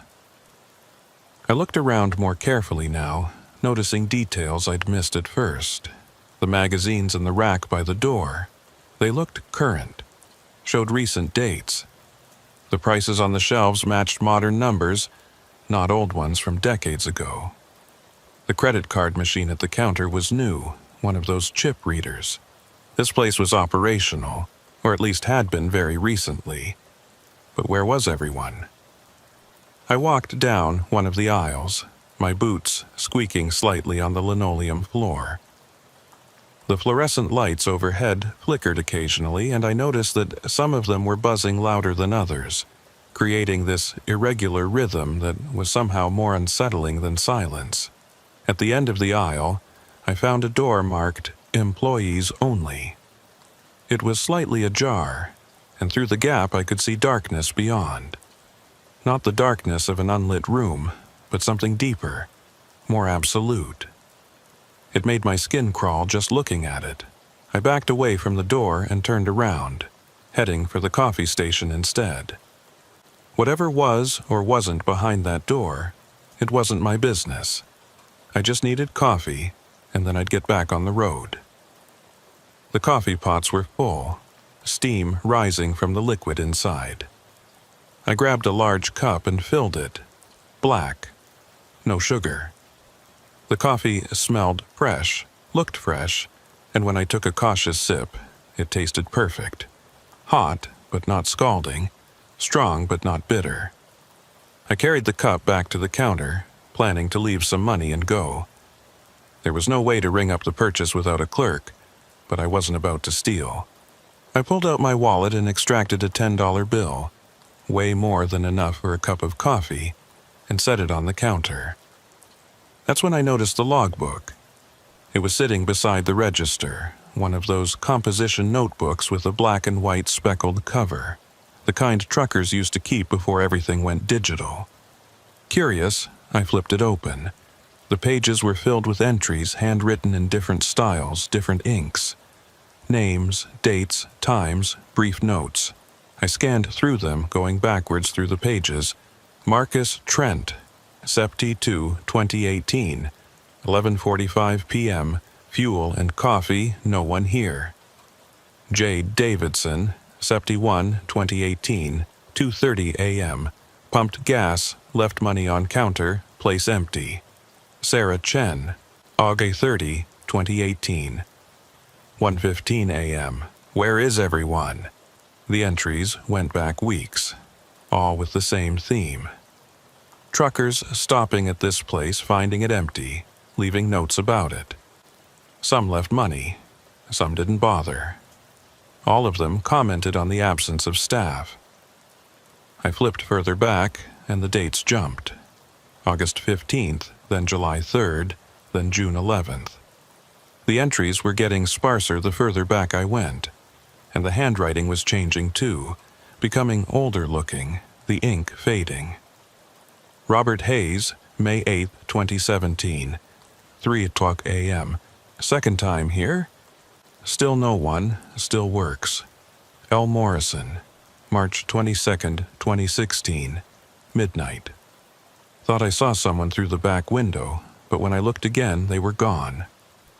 Tommy Wu, December 17th, 2015, 4:45 a.m. This place shouldn't exist, not on any map. But here it is. I kept flipping, faster now, my heart rate picking up. The dates jumped further and further back, 2014, 2012, 2009. The handwriting styles changed. The ink color shifted from black to blue to pencil. The paper itself started looking older, yellowed and brittle. Dale Kemp, October 3, 2005, found this place by accident. GPS shows nothing here. Monsieur Rodriguez, June 28, 2001, third visit. Coffee is always fresh. How? Charles Webster, April 14, 997. Highway Department says no exit here, but I'm standing in it. My hands were shaking now. I flipped to the very beginning of the logbook, the first entry ever made. William Cross, August 16, 1983. New exit, new station. Grand opening tomorrow. Looking forward to serving the trucking community for years to come. But that couldn't be right. The notebook looked old, sure, but not 35 years old. And besides, all the supplies in the store were current. The magazines were from 2018. The credit card reader was brand new. I closed the logbook carefully and set it back where I'd found it. My coffee cup felt heavy in my hand, the liquid inside still steaming, still fresh. I looked around the store again, seeing it with new eyes now. Everything was too perfect, too clean, too well stocked, too maintained. There was no dust on the shelves, no scuff marks on the floor, no worn patches where customers would typically stand. The place looked brand new despite supposedly having been here for 35 years. And yet, the logbook entries were real, written in real ink by real hands. Hundreds of truckers over decades, all finding this place empty, all leaving notes and moving on. I walked to the door and looked out at my truck sitting in the parking lot. It looked normal, solid, real, but something about the angle of the shadows seemed wrong, like the lights were coming from a direction that didn't match where the lamps actually were. I pulled out my phone to check the time and maybe take some pictures as proof I'd been here. The screen lit up showing 11:47 p.m., which seemed about right. But when I opened the camera app, the screen went black. Not crashed, not frozen, just black, like the lens was covered even though it wasn't. I tried a few more times with the same result. Finally, gave up and put the phone back in my pocket. Whatever was going on here, it apparently didn't want to be photographed. The rational part of my brain was screaming at me to leave, to get back in my truck and return to the highway and forget this place existed. But another part, the part that had driven trucks for 18 years and thought I'd seen everything the road had to offer, wanted answers, wanted to understand what this place was and why it was here. I walked back to the counter and grabbed a pen from the cup beside the register. I flipped the logbook to the last entry and added my own. Warren Collier, Sept 6, 2018, 11:47 p.m. Place is empty, but everything works. Left $10 for coffee. I set the pen down and read over what I'd written. It looked just like all the other entries, matter of fact, almost mundane. Just another trucker stopping at a mysterious place that shouldn't exist. I left the $10 bill on the counter and headed for the door, coffee in hand. As I reached for the handle, I heard something that made me freeze. Footsteps. Coming from the back of the store, from behind that employees-only door. Slow footsteps, deliberate, getting closer. I didn't wait to see who or what was making them. I pushed through the door and practically ran to my truck, coffee sloshing out of the cup and burning my hand. I climbed into the cab, locked the doors, and started the engine with shaking hands. Through the convenience store windows, I could see movement inside. Just shadows. Nothing distinct, but definitely movement. Something was in there now, something that hadn't been there moments before. I threw the truck into gear and started pulling out, not even bothering to check my mirrors. I just wanted to get back to the highway, back to normal reality where things made sense. As I swung around to face the exit ramp, my headlights swept across the gas pumps. And that's when I saw it. Fresh tire tracks in the dust around the pumps. Big tracks, from a heavy vehicle. Still wet-looking, like they'd been made in the last few minutes. But I was the only vehicle here. There were no other trucks, no cars, nothing. So where had those tracks come from? I didn't stick around to figure it out. I accelerated up the exit ramp, climbing back towards the main highway. My hands were still shaking and I could feel my heart hammering against my ribs. The coffee sat in my cup holder, forgotten now, though I could still smell it. Fresh, strong, normal. The ramp curved back around that rocky outcrop, and then I was back on Highway 95, the solid white line appearing in my headlights, the familiar road stretching north into darkness. I merged on and accelerated, putting as much distance between me and that exit as I could. After about 10 miles, I finally let myself relax slightly. I glanced in my rearview mirror, but there was nothing behind me except darkness. The exit was long gone, swallowed by the desert and the night. I picked up the coffee cup, intending to take a drink and steady my nerves, but my hand stopped halfway to my mouth. The cup was full, completely full, right to the brim, with no sign of the coffee I'd spilled when running to the truck. The liquid inside was still steaming, still fresh, like I'd just poured it. I set the cup back down very carefully and kept driving, my eyes fixed on the road ahead, refusing to look at it again. I made it another 30 miles before I had to pull over. Not because I wanted to, but because my hands were shaking so badly I couldn't trust myself to keep the truck straight. I found a scenic turnout with a bathroom and a couple of picnic tables, a normal, well-marked, definitely on the map rest area, and pulled in. There were 2 other vehicles there, a minivan with Colorado plates and a sedan with California tags. Real people, real vehicles. The sight of them made me feel marginally better, like I'd returned to normal reality. I grabbed my phone and tried to pull up Google Maps, wanting to see if exit 46 appeared on any digital maps. But I had no signal. Not unusual out here in the deep desert, but frustrating.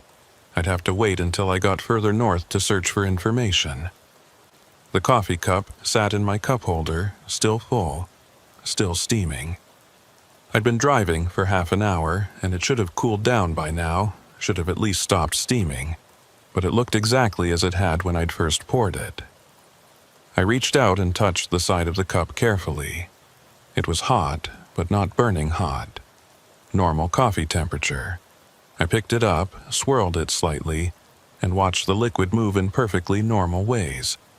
It looked, smelled, and felt like regular coffee. I brought it to my lips and took a small sip. It tasted perfect. Exactly as good as that first sip back at the station. Rich, smooth, strong, without being bitter. The best cup of truck stop coffee I'd ever had, if I was being honest. I set it back down and stared at it, trying to figure out what was happening. The rational explanations I could think of didn't hold up. Spilled coffee doesn't magically refill itself. Hot coffee doesn't stay hot indefinitely. And yet here it was, defying basic physics right in front of me. Maybe I'd imagined spilling it. Maybe, in my panic, my memory had invented details that didn't happen. That was possible, right? The mind does strange things under stress. But I could remember it clearly. The coffee sloshing out as I ran. The burning sensation on my hand. The dark stain on my jeans where it had splashed. I looked down at my jeans now. No stain, not even a wet spot. Clean and dry like I'd just put them on. I got out of the truck and walked over to the restrooms, needing to splash some water on my face and take a minute to think. The building was standard Bureau of Land Management construction.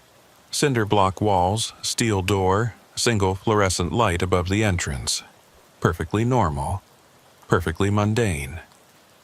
The water from the sink was cold and tasted slightly mineral, typical of desert well water. I splashed it on my face, used the facilities, and walked back outside. The other vehicles were still there, and through the minivan's windows I could see kids asleep in car seats, a woman dozing in the passenger seat. Normal people on a normal road trip. I checked my watch, 12:31 a.m. I'd been on the road for about 12.5 hours, which was about right given when I'd left Albuquerque and accounting for my stop in Arizona. No missing time, no gaps in memory, everything adding up the way it should. Except for exit 46. Except for that impossible truck stop with its logbook full of entries spanning 35 years. Except for the coffee that wouldn't cool down and wouldn't stay spilled. I walked around my truck, checking the tires and cargo straps out of habit. Everything looked good.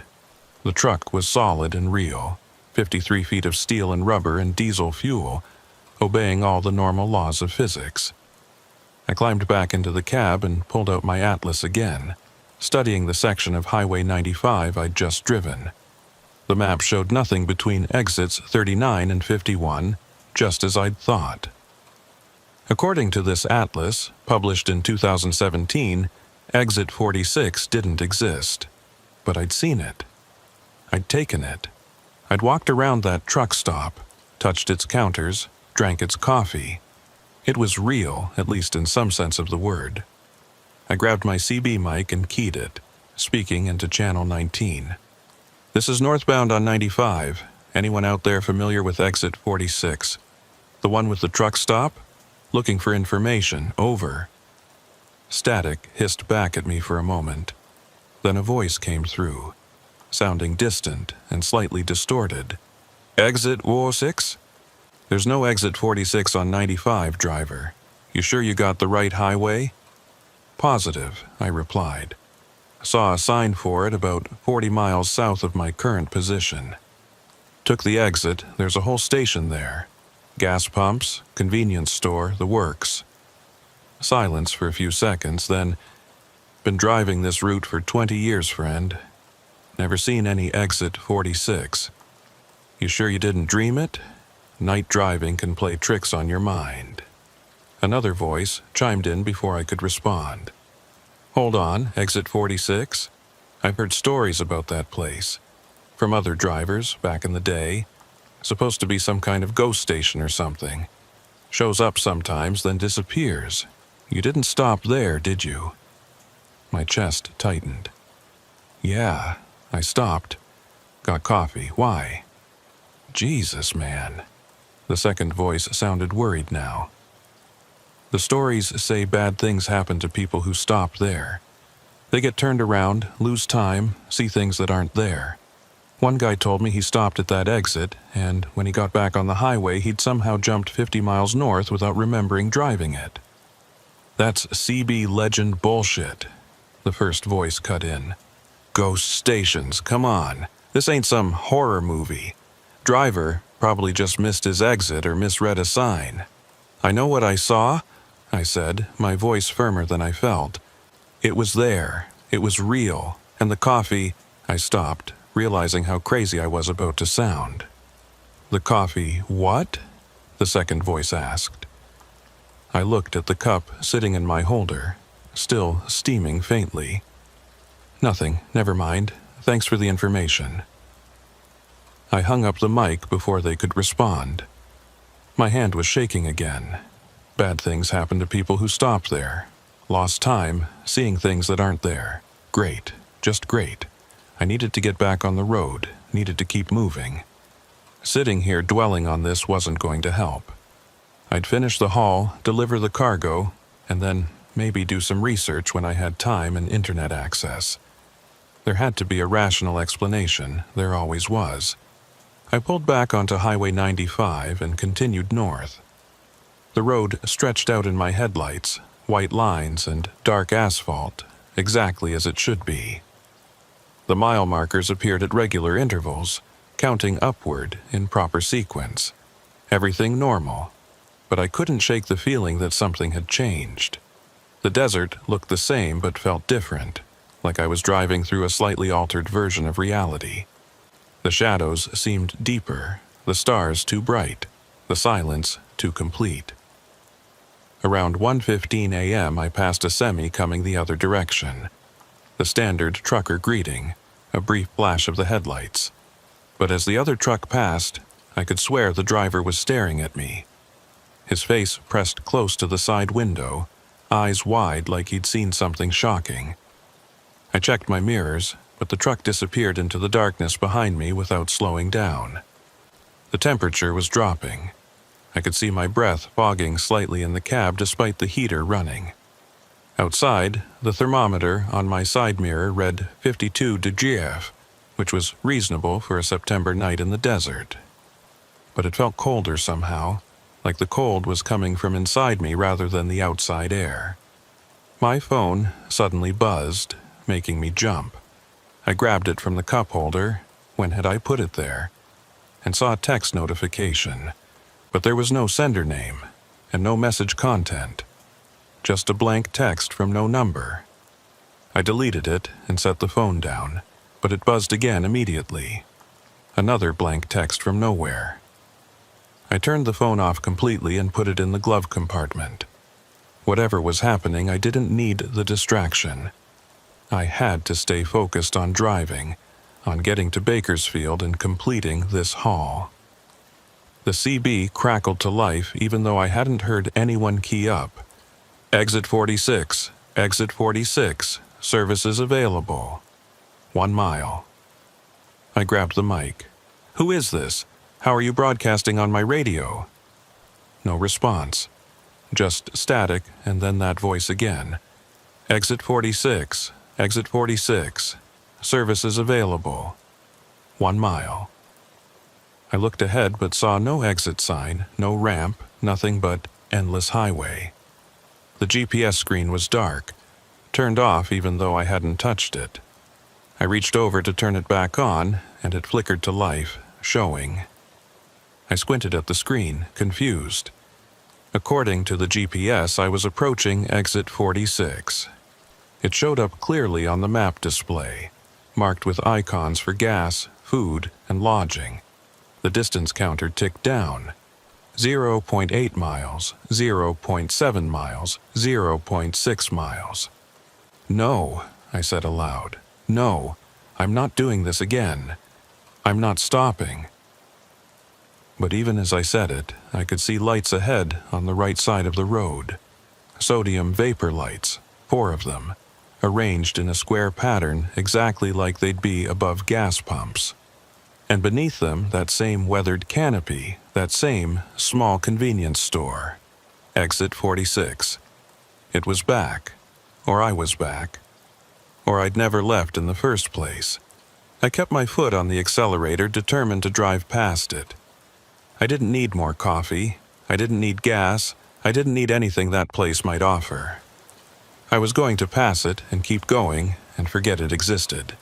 But as I approached, my truck started to slow down. Not because I was braking, my foot was still firmly on the accelerator, but like something was resisting, holding me back. The engine RPM stayed constant, but my speed dropped from 70 to 60 to 50 to 40.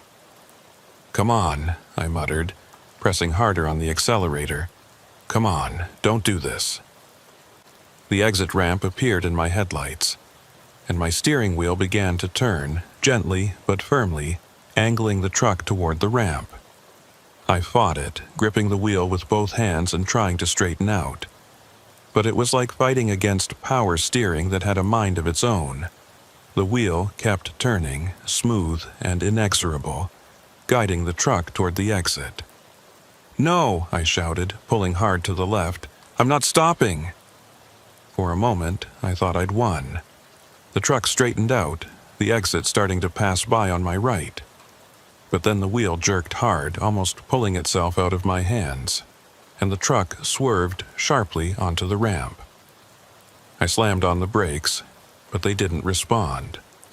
The pedal went to the floor without resistance, and the truck kept rolling, coasting down the ramp at a steady 20 miles per hour. All my controls had stopped working. Accelerator, brakes, steering, everything. The truck was driving itself. The ramp curved around that rocky outcrop, and there was the truck stop again, exactly as I'd left it. Or exactly as I'd seen it the first time. Lights on, open sign flickering, no other vehicles in the lot. My truck rolled to a stop in the same parking spot I'd used before, and then the engine shut itself off. I sat there in the sudden silence, my heart pounding, my hands still gripping the useless steering wheel. The clock on my dashboard read 2:40 a.m., but that couldn't be right. It had been 1:15 a.m. when I'd passed that other truck. I couldn't have lost more than an hour. I tried to restart the engine. The key turned, but nothing happened. No starter motor, no dashboard lights, nothing. The truck was completely dead. Through the windshield, I could see the convenience store. The lights were on, the coffee station visible through the windows. And standing behind the counter, clearly visible, was a figure. Not detailed enough to make out features, just a human-shaped silhouette, standing perfectly still, facing in my direction. I watched it for a long time, and it never moved. Just stood there, watching me watch it. Finally, I made a decision. I couldn't sit in the truck forever. My phone was dead, my CB wasn't working, and I had no way to call for help. If I wanted to get out of this situation, I was going to have to go inside and confront whatever was waiting for me. I unlocked the door and climbed down from the cab. The silence pressed against me, heavy and expectant. My boots crunched on the concrete, each step echoing slightly in ways that didn't quite make sense. As I approached the store, the figure behind the counter remained motionless. I could see it more clearly now through the glass, definitely human-shaped, wearing what looked like a uniform shirt and cap. A clerk, maybe, or something pretending to be a clerk. I reached the door and paused with my hand on the handle. Every instinct I had was screaming at me not to go in, to run, to find another way. But there was no other way. The highway was a quarter-mile back up that ramp, and my truck wasn't starting.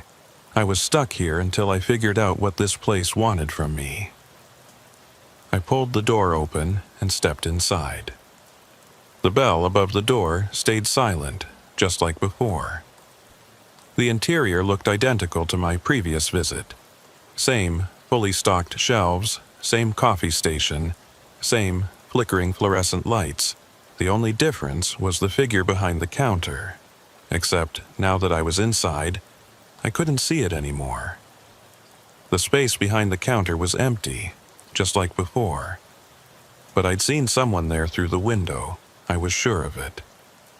"Hello," I called out. My voice sounded flat and dead in the space. "Is anyone here?" No response. I walked toward the counter, my eyes scanning the store for any sign of movement. The logbook was still there beside the register, still open to the page where I'd written my entry. But there was a new entry below mine, written in handwriting I didn't recognize. Warren Collier, Sept. 7, 2018. 2:45 a.m. You came back. I stared at the entry, my blood running cold. The date was wrong. It was still September 6th, wasn't it? I'd only left a couple of hours ago. And the handwriting, it looked old somehow. The ink slightly faded, like it had been written years ago rather than minutes. And the message itself, you came back, like it had known I would, like this had been expected, planned for. I flipped through the logbook, looking at other entries. And that's when I noticed something that made my stomach drop. Every few pages, scattered throughout the decades of entries, I found the same name appearing over and over. Warren Collier, July 12, 2015, 3:20 a.m. Warren Collier, March 8, 2012, 1:45 a.m. Warren Collier, November 23, 2008, 4:10 a.m. Warren Collier. August 7, 2003, 2:30 a.m. Going back and back, dozens of entries with my name, dates I'd never been here, times I couldn't remember. Some of the entries had brief notes. Tried to leave, came back. This is the third time. I don't remember the first visit. The coffee never gets cold. I slammed the logbook shut, my hands shaking violently now. This wasn't possible. I'd never been here before tonight. I'd never seen this place until a few hours ago. Those entries had to be fake, had to be someone's idea of a sick joke. But the handwriting varied. Different pens, different inks, different styles. Some entries looked decades old. They couldn't all be faked. Could they? I backed away from the counter, looking around the store with new fear. What was this place? Some kind of trap? Some kind of loop? Was I stuck here, doomed to return over and over, writing entries in that logbook that I'd never remember making? The lights flickered, and in that moment of darkness, I saw something. Just for an instant. In the reflection of the store windows, I saw the parking lot outside. But it wasn't empty anymore. It was full of trucks. Dozens of them, maybe hundreds, packed in so tightly they touched, all different makes and models and years, stretching off into the distance further than the lot should extend.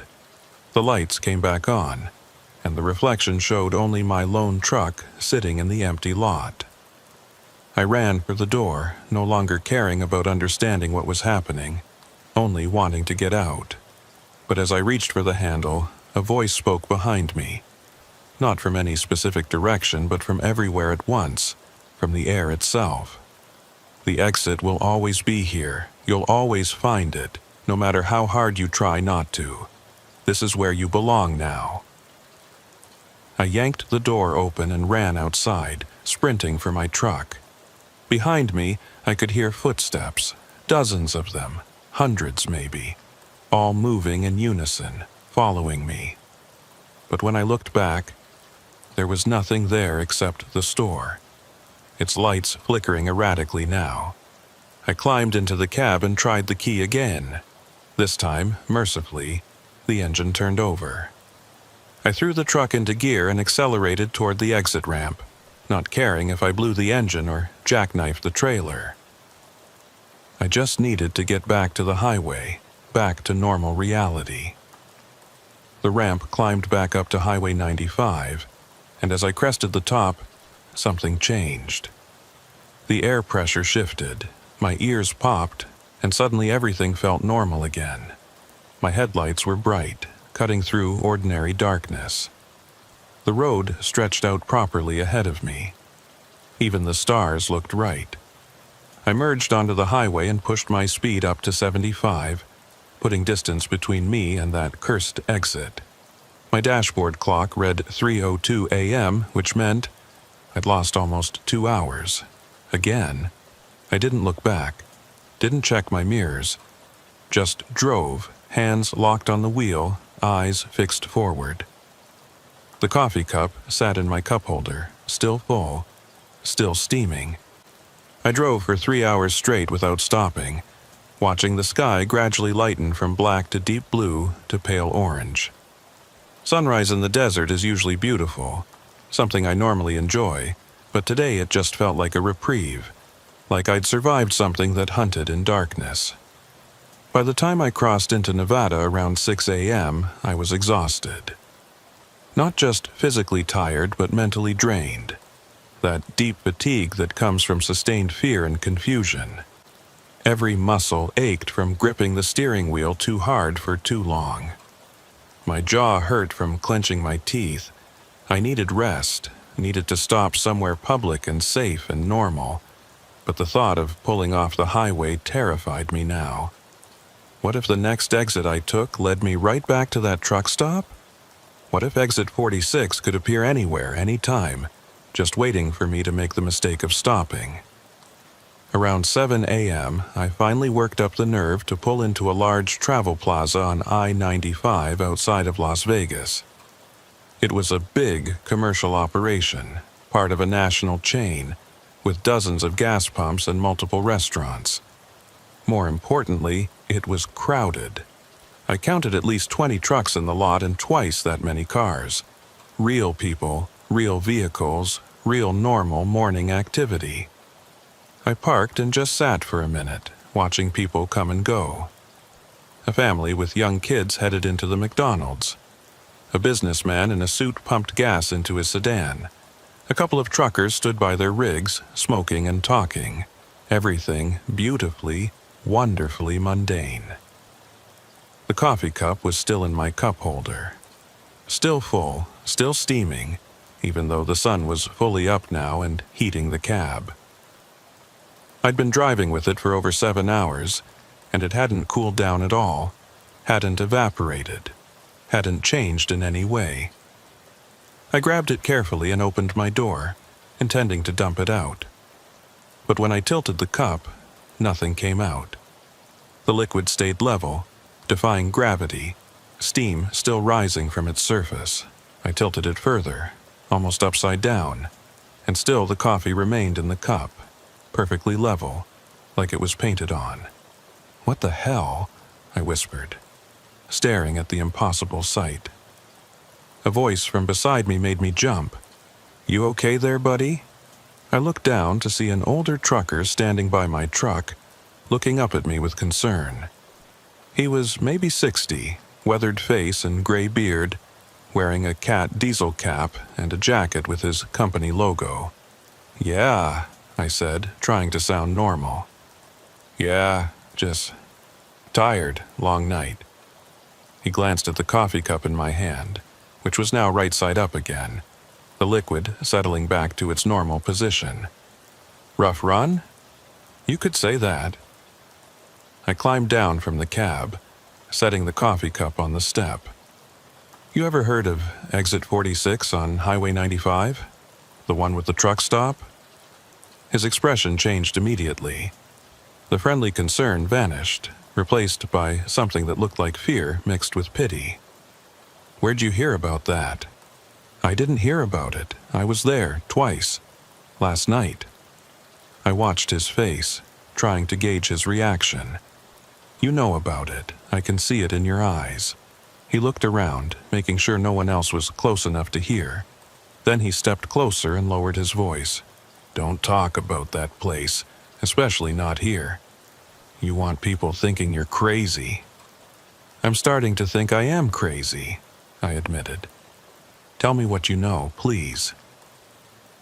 He was quiet for a long moment, studying my face. Then he sighed. "You got time for breakfast?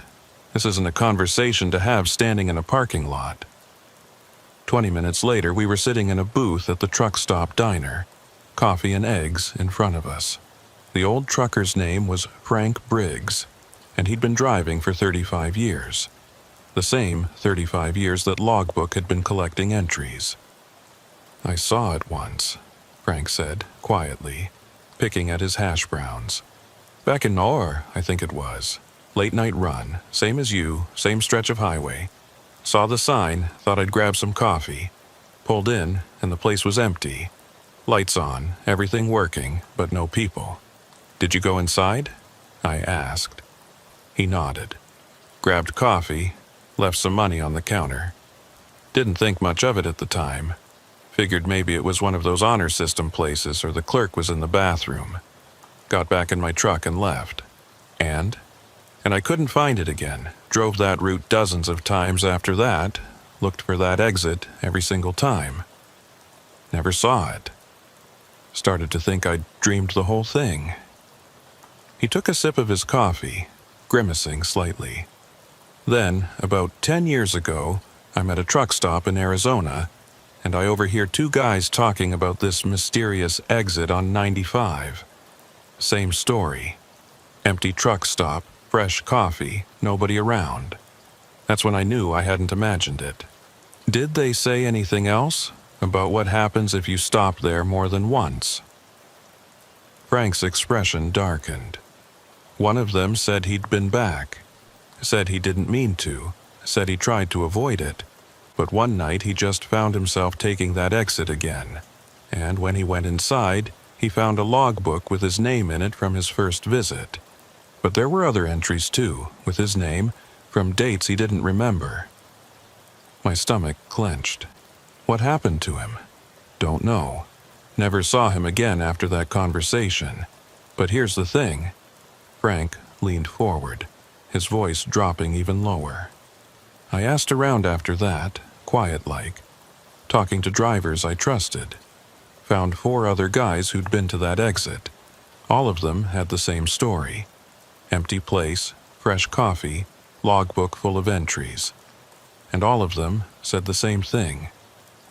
Once you've been there once, you'll go back. Might be weeks, might be years, but eventually that exit will appear again, and something will make you take it. That's insane, I said. Exits don't appear and disappear. Places don't work like that. You're right, they don't. But that place does. He pushed his plate away, appetite apparently gone. My theory, it's not really there, not physically anyway. It's something else. Something that exists in the gaps. Between places, between times. And once it's marked you, once you've stopped there, you're connected to it somehow. Connected how? Hell if I know. I'm a truck driver, not a physicist or a paranormal investigator. But I'll tell you what one old-timer told me, back when I first started asking around. He said the truck stop is collecting something. Every driver who stops there leaves something behind, even if they don't realize it. And the more you go back, the more it takes. I thought about that logbook, about all those entries stretching back decades. Hundreds of drivers, maybe thousands, all stopping at that impossible place. All leaving, what, time, memories, something less tangible. The coffee, I said suddenly. The coffee stays fresh forever. Doesn't cool down, doesn't evaporate. I've had the same cup since last night, and it's like it was just poured.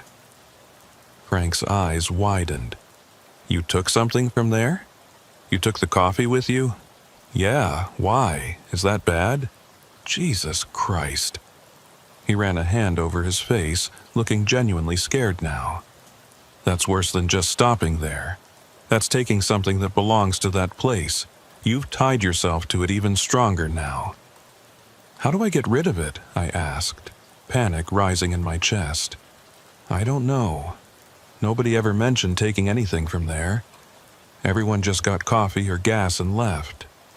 He stood up, pulling out his wallet and throwing some bills on the table. Listen, I gotta get going. I've got a schedule to keep, but you need to figure out how to break that connection, and fast. Because if what I've heard is true, the more times you go back, the harder it is to leave. Wait, I grabbed his arm. What do you mean, harder to leave? I left twice. I got back on the highway both times. Frank looked at me with something like pity in his eyes. Did you? Or did it let you leave? Think about it. That place has been operating for at least 35 years, probably longer.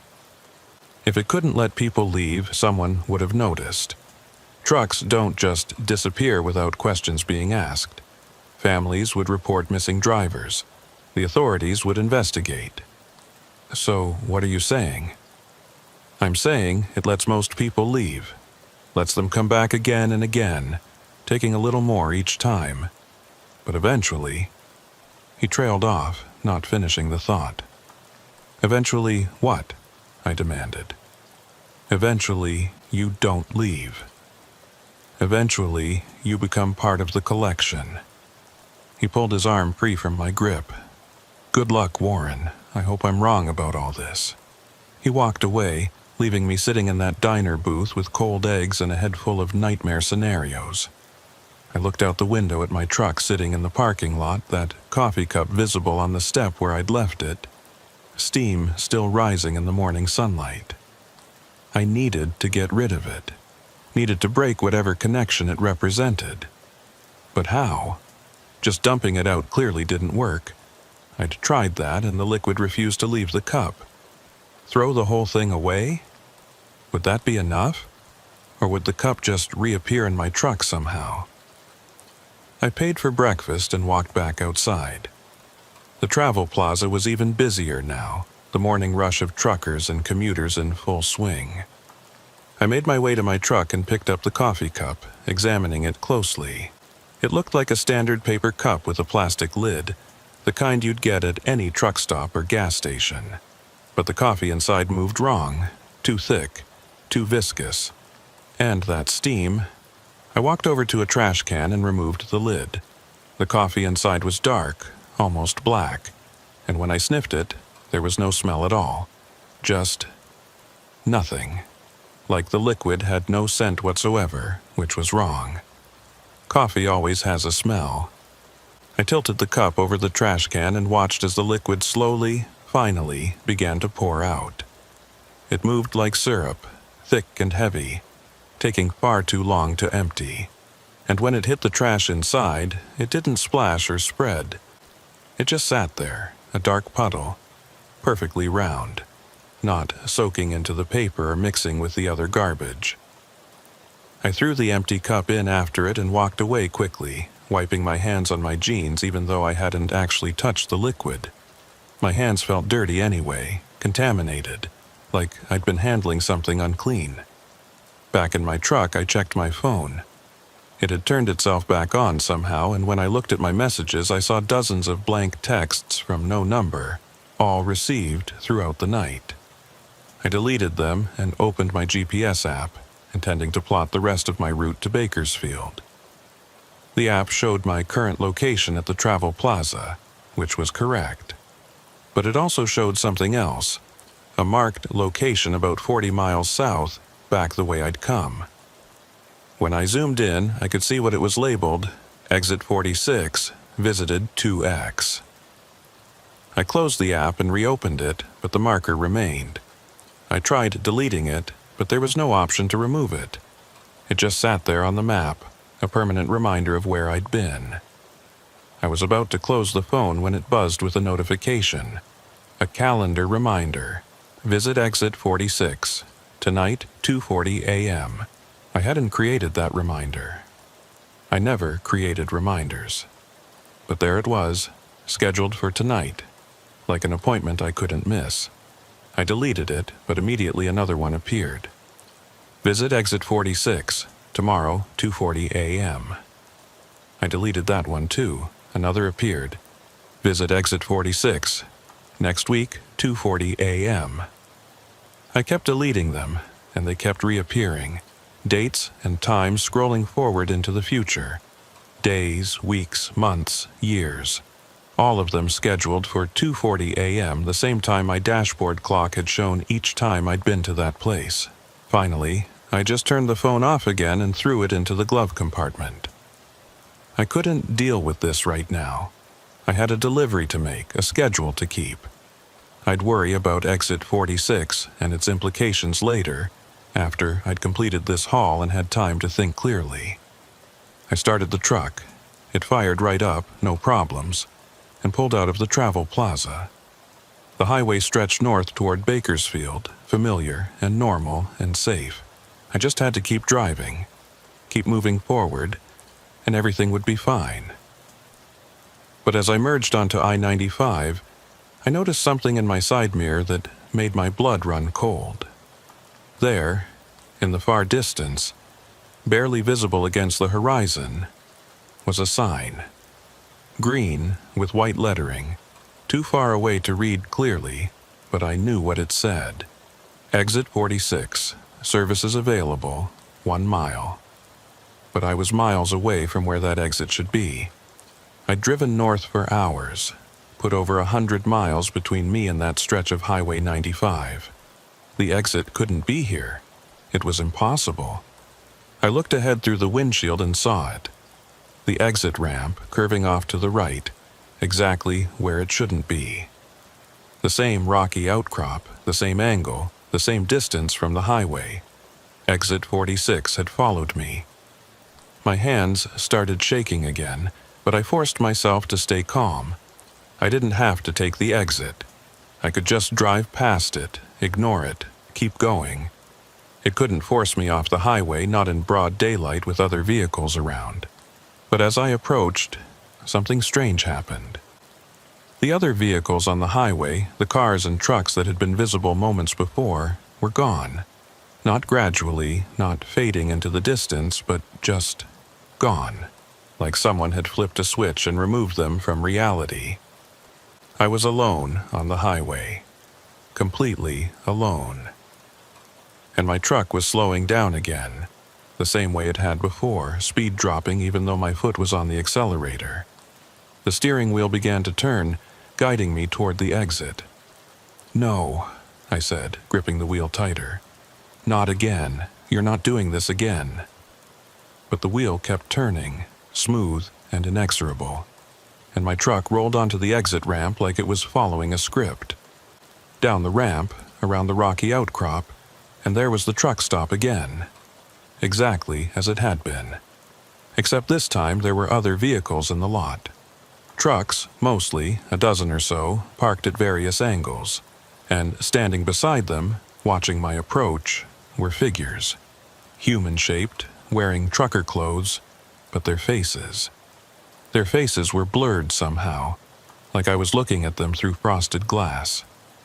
My truck rolled to a stop in the center of the parking lot and the engine shut off. Through my windows I could see the figures slowly approaching, walking in unison, forming a circle around my truck. The dashboard clock read 2:40 a.m. even though the sun was shining bright overhead. And from the CB radio, even though it was turned off, even though I'd unplugged it, I heard a voice. "Welcome home, Warren. We've been waiting for you." I don't remember getting out of the truck. One moment I was sitting in the cab, watching those blurred figures surrounding me, and the next I was standing in the parking lot with my hand on the door handle of the convenience store. The sun was still shining overhead, but the light looked wrong, like it was coming through dirty glass. The shadows fell in directions that didn't match the sun's position. The figures were still there, standing in a circle around my truck, but they were clearer now. I could see their faces, and the sight made something in my chest clench. They weren't strangers. I recognized some of them from the CB radio conversations I'd had over the years, from brief encounters at truck stops, from passing waves on lonely highways. Fellow truckers, some I'd known by name, others just familiar faces. But they were wrong somehow. Their expressions were too neutral, too blank. Their eyes tracked me but didn't seem to see. They just stood there, silent and still, like mannequins arranged in a parking lot. I pushed open the door to the convenience store. The bell still didn't ring, and went inside. The logbook was on the counter, open to a page near the end. I walked over and looked at the most recent entry. Warren Collier, Sept. 7, 2018, 2:40 a.m., final visit. Below it, in the same handwriting, was a note that made my knees weak. "Thank you for your service. Your route has been reassigned. Please proceed to the back room for processing." The back room, that door marked "Employees Only" that I'd seen on my first visit. It was open now, not just cracked but fully ajar, and the darkness beyond seemed less absolute. I could see light in there, a faint orange glow, and movement. Shadows moving against shadows. I should have run. Should have tried to get back in my truck and force it to start, drive through those standing figures if necessary, romb the barrier at the exit if that's what it took. But I didn't. Something compelled me forward, toward that open door, like a fish being reeled in by an unseen line. The back room was larger than it should have been. Larger than the entire store, actually. The space extended back into impossible distances, the ceiling rising to heights I couldn't see. And along the walls, stretching away in both directions, were shelves, not stocked with merchandise but with cups, coffee cups, thousands of them, tens of thousands, maybe more, each one sitting on a shelf with a small placard beneath it. I walked to the nearest shelf and looked at the placard. Michael Henderson, 1983-1997, 14 years of service. The cup above it was full of coffee, steam rising gently. I moved to the next one. Ruth Martinez, 1991-2008, 17 years of service. Another full cup, still steaming. I walked down the aisle, reading placard after placard. Names I didn't recognize, dates that spanned decades. Every one of them had a cup of fresh, steaming coffee sitting above their name. Every one of them labeled with years of service. Near the end of one aisle, I found Frank Briggs' cup. The placard read, Frank Briggs, 1984, present. 35 years of service. He'd told me he'd only been there once, that he'd never been back. But his cup was here, full and steaming, and the placard said he was still actively serving. I kept walking, drawn deeper into that impossible room, and eventually I found what I was looking for. An empty shelf near the back, with a fresh placard already in place. Warren Collier, 2003-2018, 15 years of service. 15 years. But I'd only started driving in 2000, and I'd only been to this place twice in the last 24 hours. The math didn't work out. Unless... I pulled out my wallet and looked at my driver's license. The photo showed a younger version of me, and the issue date was 2003. 15 years ago. But I remembered getting it renewed in 2017, just last year. I remembered the DMV, the long line, the surly clerk who'd barely looked at me. But the license in my hand said 2003. And when I looked at the photo more closely, I realized it was slightly different than I remembered. The angle was wrong, the expression not quite right. Like it was a picture of someone who looked like me but wasn't quite me. I checked my phone. It had turned itself on again, and opened my photo gallery. The most recent photos were from 2003, me standing beside my truck, younger than I remembered being. Me at a truck stop somewhere, grinning at the camera. Me sleeping in my cab during a rest break. But I didn't remember taking any of these photos. I didn't remember being that young, looking that happy, having that much hair. I scrolled back further and the photos jumped. 2003, 2012, 2015. No photos in between, just gaps of years where I apparently didn't take a single picture. And in each one, I looked exactly the same age. Not aging, not changing, just frozen at maybe 45 years old. The truth settled over me like a cold blanket. I hadn't been to this place twice in the last day. I'd been coming here for 15 years, making regular stops, leaving parts of myself behind each time. The entries in that logbook with my name stretching back to 2003, those were real. I'd made them. I just couldn't remember because that's what this place does. It takes your time, your memories, yourself, and replaces them with false ones, filling in the gaps so you never notice what's missing. Those calendar reminders on my phone, scheduling visits at 2:40 a.m., I'd been keeping those appointments. For 15 years, like clockwork, I'd been stopping at exit 46. And each time, I'd left a little more of myself behind. I walked back to the front of the store, my legs moving automatically, and found my cup already sitting on the counter next to the register. It was identical to all the others. Paper cup with plastic lid, steam rising gently, coffee that would never get cold or evaporate or obey any natural law. The blurred figures from outside were in the store now, standing in the aisles, watching me with those not quite seeing eyes. I recognized more of them now. That guy I'd shared breakfast with in Flagstaff back in 2007. The woman who'd helped me change a tire outside of Phoenix in 2010. The old man who'd warned me about a speed trap on Highway 40 in 2014. All of them were here. All of them serving their time in Exit 46's eternal collection. I picked up my cup, and the moment I touched it, I understood. This wasn't just coffee. It was me. 15 years of memories, of time, of experiences, all distilled and compressed into this cup of liquid that would never cool, never change, never end. I carried it toward the back room, toward my shelf, and as I walked, I started to forget. Forget my family, my home, the reasons I'd started driving trucks in the first place. Forget the feel of real sunshine on my skin, the taste of food that actually had flavor, the sound of music that wasn't filtered through a truck's speakers.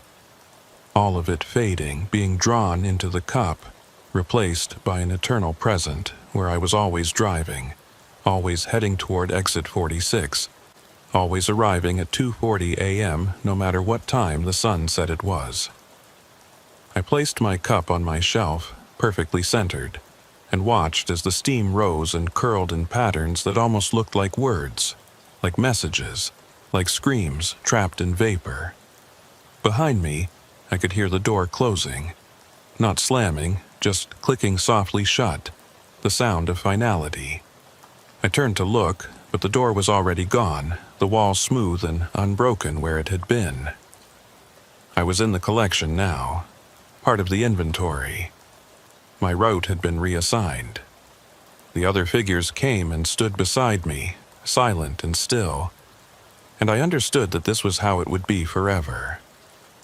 Standing in this impossible room, watching new drivers arrive, watching them take their coffee and leave, and return and leave and return until eventually they joined us here on these shelves. Time passed, or didn't pass. Hours, or days, or years. There was no way to tell anymore, no clock that mattered, no schedule to keep. Just the eternal moment of Exit 46, where the coffee is always fresh and the lights are always on and the logbook keeps collecting names. Sometimes I think I can remember my old life, flashes of it anyway. A woman's face, maybe a wife, a house that might have been mine, a dog that used to run out to meet my truck when I'd come home from a haul.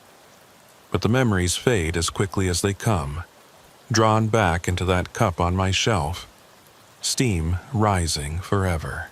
New cups appear on the shelves sometimes, new names added to the collection. I watch them place their cups with the same blank understanding I'd felt, the same resignation. We don't talk to each other. I don't think we can anymore. We just stand and watch and serve our time. The strangest part is that I'm still driving. Not physically. My body is here, standing in this room, becoming part of the walls somehow. But some version of me is still out there on the highways. I can feel it, like having a limb you can't see. Still making runs, still hauling freight, still stopping at regular truck stops and talking to other drivers and keeping my logbook up to date. But that version will find Exit 46 again. At 2:40 a.m., no matter where he is, no matter how carefully he plans his routes. He'll see the sign and take the ramp and walk into this store and add another entry to the logbook. And each time, a little more of what's left will be drawn into the cup, concentrated into that impossible liquid that defies physics and reason. There's a map on one wall of the back room. I notice it now. A map showing highways across the American Southwest, and scattered across it are markers. Hundreds of them. Thousands, maybe. Each one labeled Exit 46 with a different highway number, a different mile marker. The exit doesn't exist in just one place. It exists everywhere and nowhere, appearing wherever it needs to appear to collect its next driver. A trap laid across the entire desert, patient and permanent. I want to warn the drivers who haven't found it yet. Want to tell them to avoid it, to never take an exit they don't recognize, to always check their maps twice and trust their instincts. But I can't. I'm part of the collection now, and the collection doesn't warn people away. It welcomes them in. My truck is still out there somewhere, the version of me that's still driving, still behind the wheel. Maybe he's in Bakersfield right now, delivering that load of HVAC equipment, accepting his payment, planning his next route. Not knowing that he's already given 15 years to exit 46, not remembering any of it, just living in the false timeline the exit created for him. He'll drive that route again. Tomorrow, or next week, or next month. And at 2:40 a.m. he'll see the sign. He always does. And each time he stops, the cup on my shelf gets a little fuller, the steam rises a little higher, and another memory gets distilled into liquid that never cools, never changes, never ends. The logbook in the front room is always open now when I check it, always showing my entry from 2003, from my first visit that I don't remember. Sometimes I walk out there and read through it, looking at all the names, all the dates, all the brief notes drivers left before they understood what this place was. And sometimes, very rarely, I see new entries appear even though nobody is in the store. Names and dates and timestamps, writing themselves in invisible hands. Warren Collier, Sept. 14, 2018, 2:40 a.m. Warren Collier, Sept. 21, 2018, 2:40 a.m. Warren Collier, Sept. 28, 2018, 2:40 a.m. On and on, regular as clockwork. Marking visits I won't remember making, time I'm still giving, even though I'm already here, already collected. The exit will never let me go, not completely.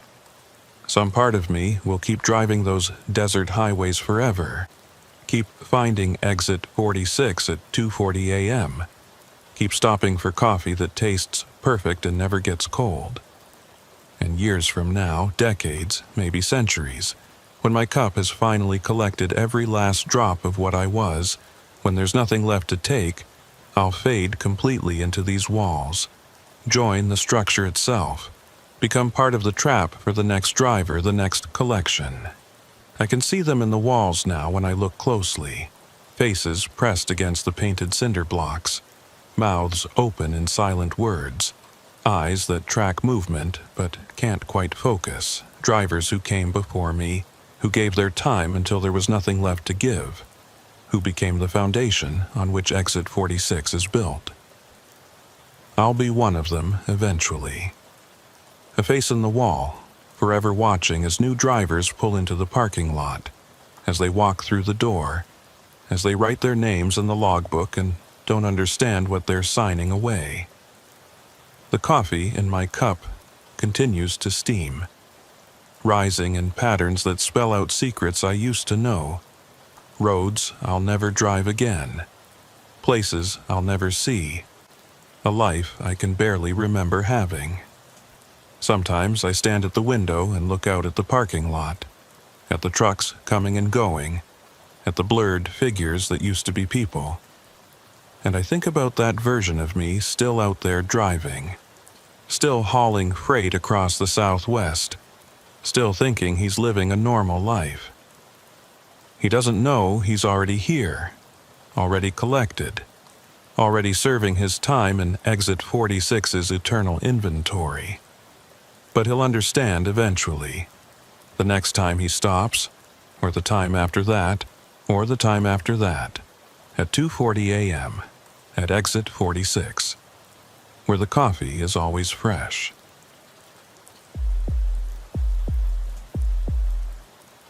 The thing about driving the same route for 12 years is that you stop seeing it. Your eyes register the road, your hands make the turns, your foot finds the brake when it needs to, but your mind is somewhere else entirely. Autopilot, they call it. Dangerous as hell, but every long-haul trucker does it. You have to, or the boredom will eat you alive. My name is Levi Mason, and I've been running freight between Phoenix and Salt Lake City since 2006. Same route, same highways, same truck stops. I could drive it blindfolded if you ask me to. Interstate 17 north out of Phoenix, merge onto I-15 at Flagstaff, straight shot through the Arizona Strip and into Utah. 10 hours door to door if traffic cooperates, which it usually does on night runs. I prefer nights, always have. Something peaceful about the desert after dark, when the heat finally breaks and the sky opens up to show you stars you can't see anywhere near a city. The roads are emptier too, which means I can make better time and get home sooner. Home being a small apartment in Holiday, just outside Salt Lake, where my girlfriend Megan waits with increasing patience for me to finally get a local job that doesn't involve 3 days a week on the highway. This story starts on a Tuesday in late October 2018. I'd picked up a load of restaurant equipment in Phoenix, industrial refrigerators, commercial ovens, that kind of thing, headed for a new hotel in Park City. The manifest said they needed it by Thursday morning, so I had plenty of time, but I wanted to get ahead of schedule. There was supposed to be weather coming in later in the week, early snow in the high country, and I didn't want to get caught in it. I left Phoenix around 8 p.m., which would put me in Salt Lake around 6 in the morning if I pushed straight through. The temperature was perfect, mid-60s, cool enough to drive with the windows cracked. I had my playlist going, mostly classic rock and old country, the kind of music my dad used to play when I was a kid riding in his truck. The first couple hours went smooth, up through Black Canyon City, through the Prescott National Forest, traffic thinning out as I gained elevation. I stopped once at a rest area near Cordis Junction, used the bathroom, grabbed a Red Bull from the vending machine. There were a few other trucks there, but nobody I recognized. Just anonymous drivers on their own anonymous routes. All of us heading somewhere, all of us alone. Back on the road, climbing higher, the air getting cooler. I could see Flagstaff's lights in the distance, that orange glow against the dark sky. The highway cut through ponderosa pine forests up here. A nice change from the saguaro and creosote of the lower desert. Even at night, you could smell the difference in the air. Pine resin and mountain cold instead of dust and heat. I merged onto I-15 around 11 p.m., heading northeast now, and that's when the desert really opened up. The Arizona Strip is one of the emptiest stretches of the interstate system, just miles and miles of high desert plateau with nothing but sagebrush and the occasional rancher's fence. During the day, you can see the Vermilion Cliffs to the east, all those layers of red and orange rock that make you feel like you're driving through geological history. But at night, it's just darkness and the stars, and the occasional pair of animal eyes reflecting in your headlights. I'd driven this stretch hundreds of times. Knew every curve, every grade, every place where the wind came howling across the plateau hard enough to push your trailer sideways. I knew that the next services were at a truck stop about 60 miles ahead, and after that, nothing until St. George, another 80 miles north. But around mile marker 315, I started noticing something strange. The highway felt different somehow. Not the pavement itself, that was the same, but the space around it. The darkness seemed deeper, the stars too bright, the silence too complete even with my windows cracked and my engine rumbling. I turned down my music, suddenly uncomfortable with the noise. In the new quiet, I could hear the wind whistling around the cab, the tick, tick, tick of my turn signal that I didn't remember turning on, the faint crackle of my CB radio, even though it was set to scan mode and finding nothing. My headlights caught something ahead on the right side of the road. A sign, but not a highway sign. Smaller, older looking, The kind of weathered wood sign you'd see outside a mom-and-pop restaurant. It was lit by a single spotlight, and as I got closer, I could read what it said. Mile 320 Diner, open 24 hours, home cooking.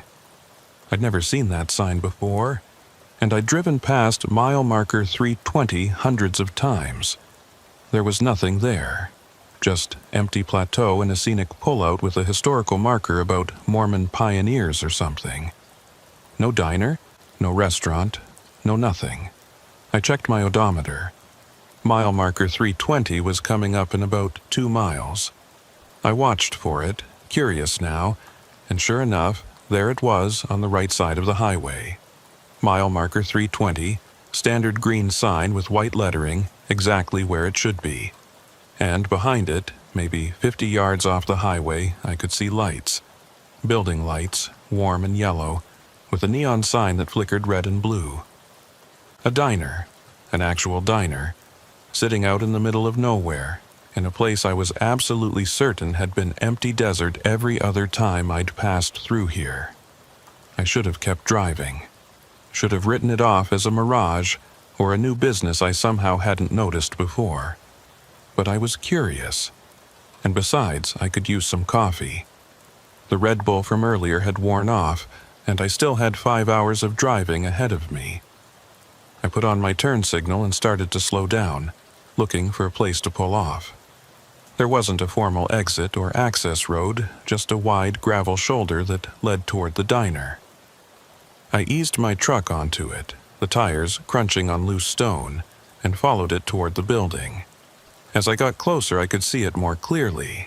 It was an old-style diner, the kind built in the 50s or 60s, with chrome trim and large plate glass windows. The neon sign above the door read, Mile 320 Diner, in cursive script, with a smaller sign below advertising, Coffee, Pie, open all night. The parking lot was gravel, big enough for maybe a dozen vehicles, with no other trucks or cars in sight. Light spilled from the windows, warm and inviting, and through the glass I could see the interior. Red vinyl booths, a long counter with stools, a classic jukebox in the corner. It looked perfect, like something out of an old movie. Too perfect almost. Too clean and well-maintained for a place sitting out here in the middle of nothing. I pulled into the lot and parked, leaving my engine running while I looked around. The building sat alone on the plateau, no other structures visible in any direction.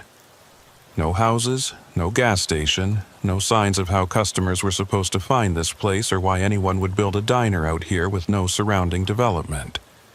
But the lights were on, and through the windows I could see movement inside. Someone was definitely in there, which meant it was operational, which meant they presumably served coffee. I shut off the engine and climbed down from the cab. The wind hit me immediately, cold and sharp, carrying that distinctive high desert smell of sage and dust. The temperature had dropped significantly since Phoenix, probably in the low 40s now, and I wished I'd grabbed my jacket. But the diner was only about 20 feet away, and I'd just be inside for a few minutes. As I walked toward the entrance, I noticed how quiet everything was. No highway noise, even though I-15 was only 50 yards away. No wind sound, despite the fact that I could feel it pushing against me. Just perfect, absolute silence, like someone had wrapped the whole area in soundproofing.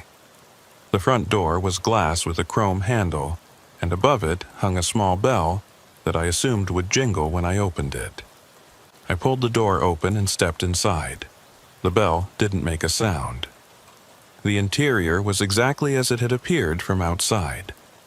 Classic diner layout with red vinyl booths along the windows, a long counter running down one side with chrome-topped stools, black and white checkerboard floor tiles.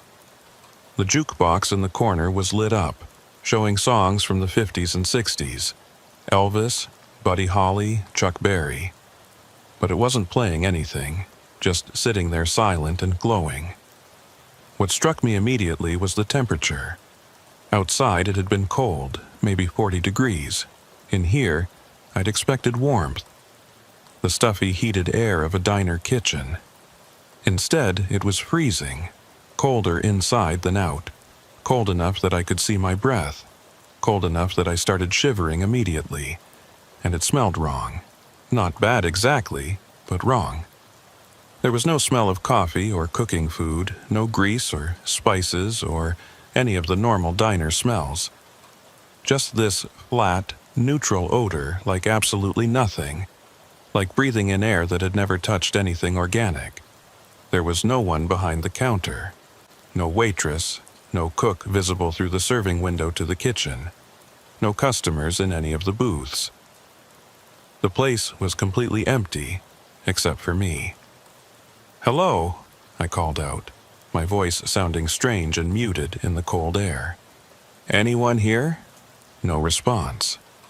I walked toward the counter, my boots squeaking on the tile floor, each step echoing in ways that didn't quite make sense.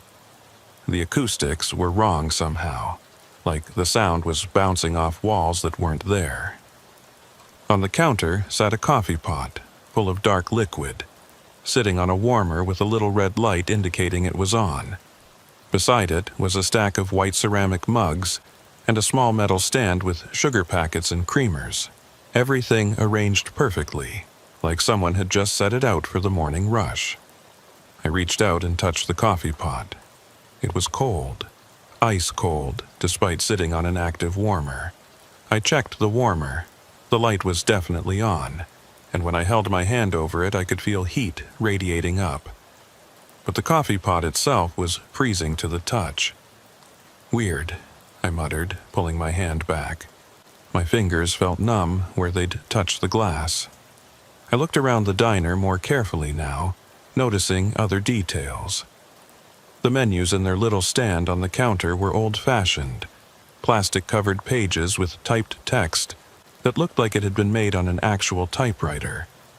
The prices were current, though, $3.50 for coffee, $8.99 for a burger, reasonable, modern numbers.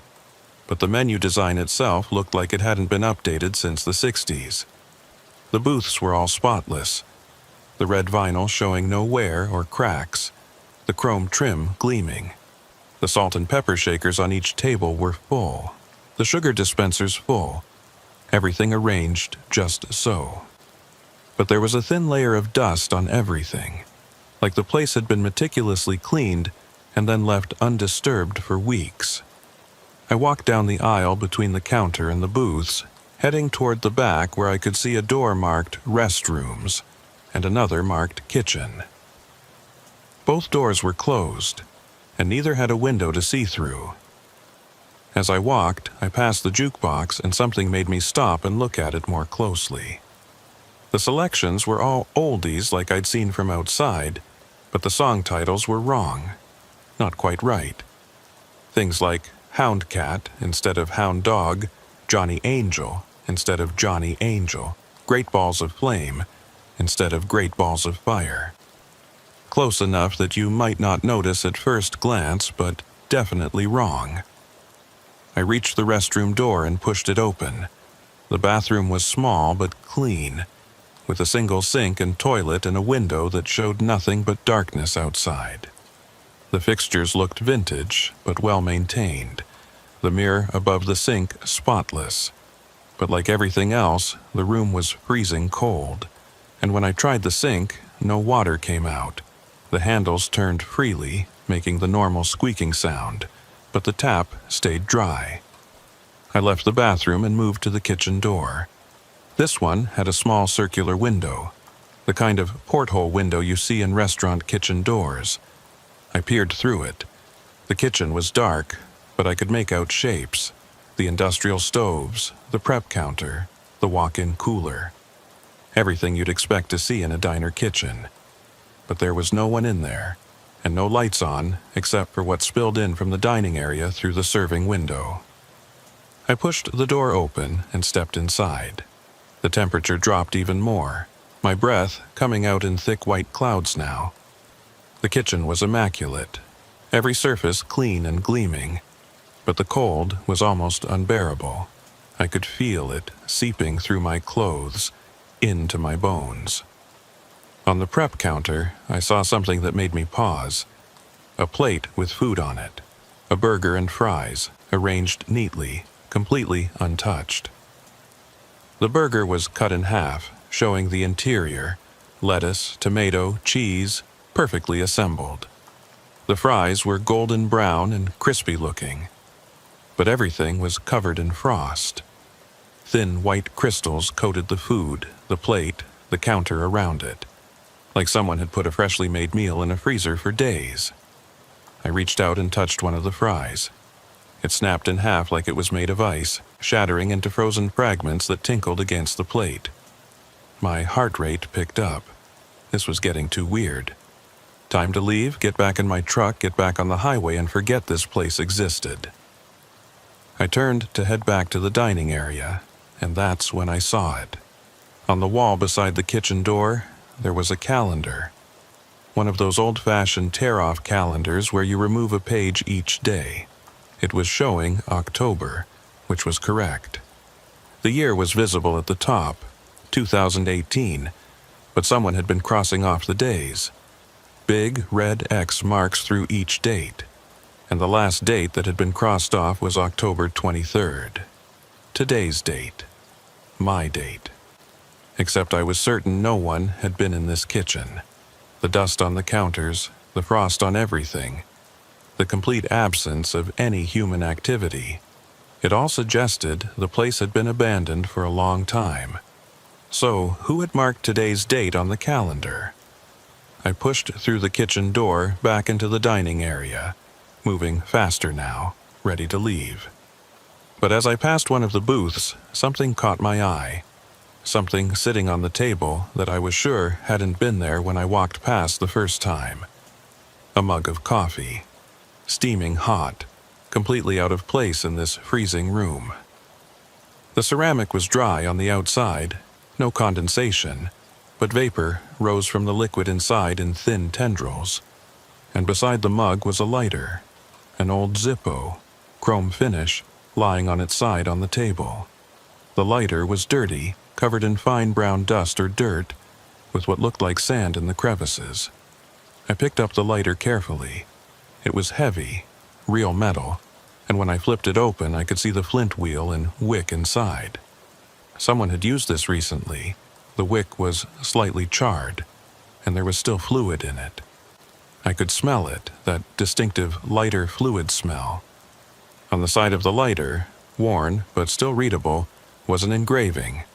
LM 2018. My initials. My year. My hands started shaking and the lighter slipped from my fingers, clattering onto the table. I stepped back from the booth, my breath coming faster, my heart hammering against my ribs. This wasn't right. Nothing about this was right. The cold diner with its perfect vintage aesthetic, the frozen food, the calendar marked with today's date, and now this lighter with my initials on it. It felt like a trap, like something had been arranged specifically for me. I turned toward the front door, ready to run, and froze. There was someone sitting in one of the booths near the entrance. An old man, maybe 70 or 80, wearing a trucker jacket and a cat diesel cap. He was facing away from me, looking out the window at the parking lot completely still. He hadn't been there a moment ago. I was certain of it. The diner had been completely empty. "Excuse me," I said, my voice coming out rougher than I intended. "Do you work here? I'm looking for someone who can help me." The old man didn't respond, didn't turn around, didn't acknowledge that he'd heard me at all. Just sat there, motionless, staring out the window. I walked toward him, my footsteps seeming too loud in the silent diner. As I got closer, I could see more details. His jacket was old, faded, with patches from various trucking companies. His hands were resting on the table, weathered and spotted with age. He looked solid, real, not like a ghost or hallucination. "Sir?" I said, standing right beside his booth now. "Can you hear me?" Still no response. I reached out to tap his shoulder, and my hand passed right through him. Not through empty air, I could feel resistance, like pushing through cold gelatin. But through him, through the solid-looking fabric of his jacket and the solid-looking flesh beneath. My hand emerged on the other side, numb and aching with cold, and the old man remained unchanged, still staring out the window. I jerked my hand back, stumbling backwards, my hip hitting another table hard enough to bruise. The old man flickered slightly, like bad television reception, and then solidified again. Unchanged. That was it. I was done. I didn't care what this place was or why it existed or what any of it meant. I just needed to get out. Get back to my truck, get back to reality. I ran for the front door, grabbed the chrome handle, and pulled. The door didn't open. It didn't even budge, like it was welded shut.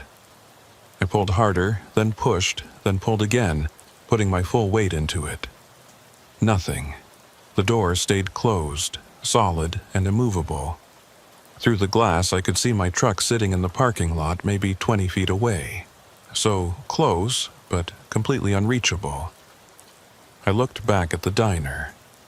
The old man was still in his booth, still staring out the window. The coffee mug sat on that other table, still steaming. The lighter sat beside it, my initials catching the light. And now, standing behind the counter, was a figure. Tall, thin, wearing what looked like a white uniform shirt and black pants. A server's uniform. But the figure was indistinct, blurry, like I was seeing it through frosted glass. It didn't move, just stood there, watching me with eyes I couldn't quite see, waiting for something.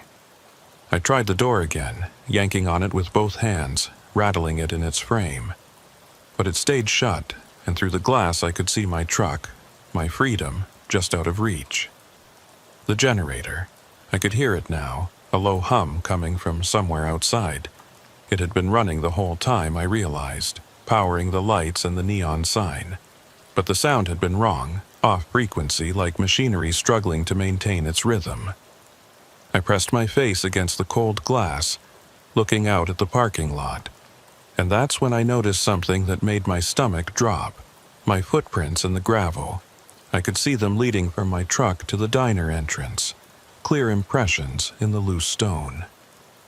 But there were other footprints too, dozens of them, maybe hundreds, all leading toward the diner door. Different sizes, different tread patterns, suggesting different boots from different people, but none of them leading away. Every track led toward the door and stopped, like everyone who'd ever walked into this diner had simply vanished before they could walk back out. I don't know how long I stood at that door, pulling on the handle, my breath fogging the glass, watching my truck sit there in the parking lot just out of reach. Minutes, maybe, or hours. Time felt strange in that frozen diner, elastic and unreliable. Eventually, I gave up on the door and turned back to face the interior. The figure behind the counter was still there, motionless and blurred. The old man still sat in his booth, staring out at nothing. The coffee still steamed on that table, defying the freezing temperature. I needed to think. Needed to figure out what this place was and how to get out of it. Panicking wasn't going to help. I'd driven trucks for 12 years, dealt with mechanical breakdowns in the middle of nowhere, navigated through whiteout blizzards and summer dust storms. I could handle this, whatever this was. I walked back to the counter, giving the blurred figure a wide berth, and grabbed one of the menus from the stand. Maybe there was some clue in it, some information about what this place really was. The menu was exactly what you'd expect from a vintage diner. Breakfast served all day, burgers and sandwiches, blue plate specials, pie and coffee. The language was straightforward. The prices reasonable for 2018. Nothing unusual or concerning. But as I read more carefully, I started noticing small inconsistencies. The spelling was slightly off in places. Cheese instead of cheese, bread instead of bread, pie instead of pie. Like whoever had typed this menu wasn't quite fluent in English, or was working from memory rather than reference. At the bottom of the last page, in small print, was a line that I almost missed. Management assumes no responsibility for lost time or altered memory. Consumption at own risk. Lost time. Altered memory. What the hell did that mean? I set the menu down and looked around the diner again, searching for any other information, any other clues. The walls were decorated with vintage memorabilia, old license plates, black and white photographs of highways and trucks from decades past, faded advertising signs for motor oil and tire brands that didn't exist anymore. One photograph caught my attention. It showed this diner, the Mile 320 diner, looking exactly as it did now. Chrome trim gleaming, neon sign lit up, several trucks and cars parked in the gravel lot.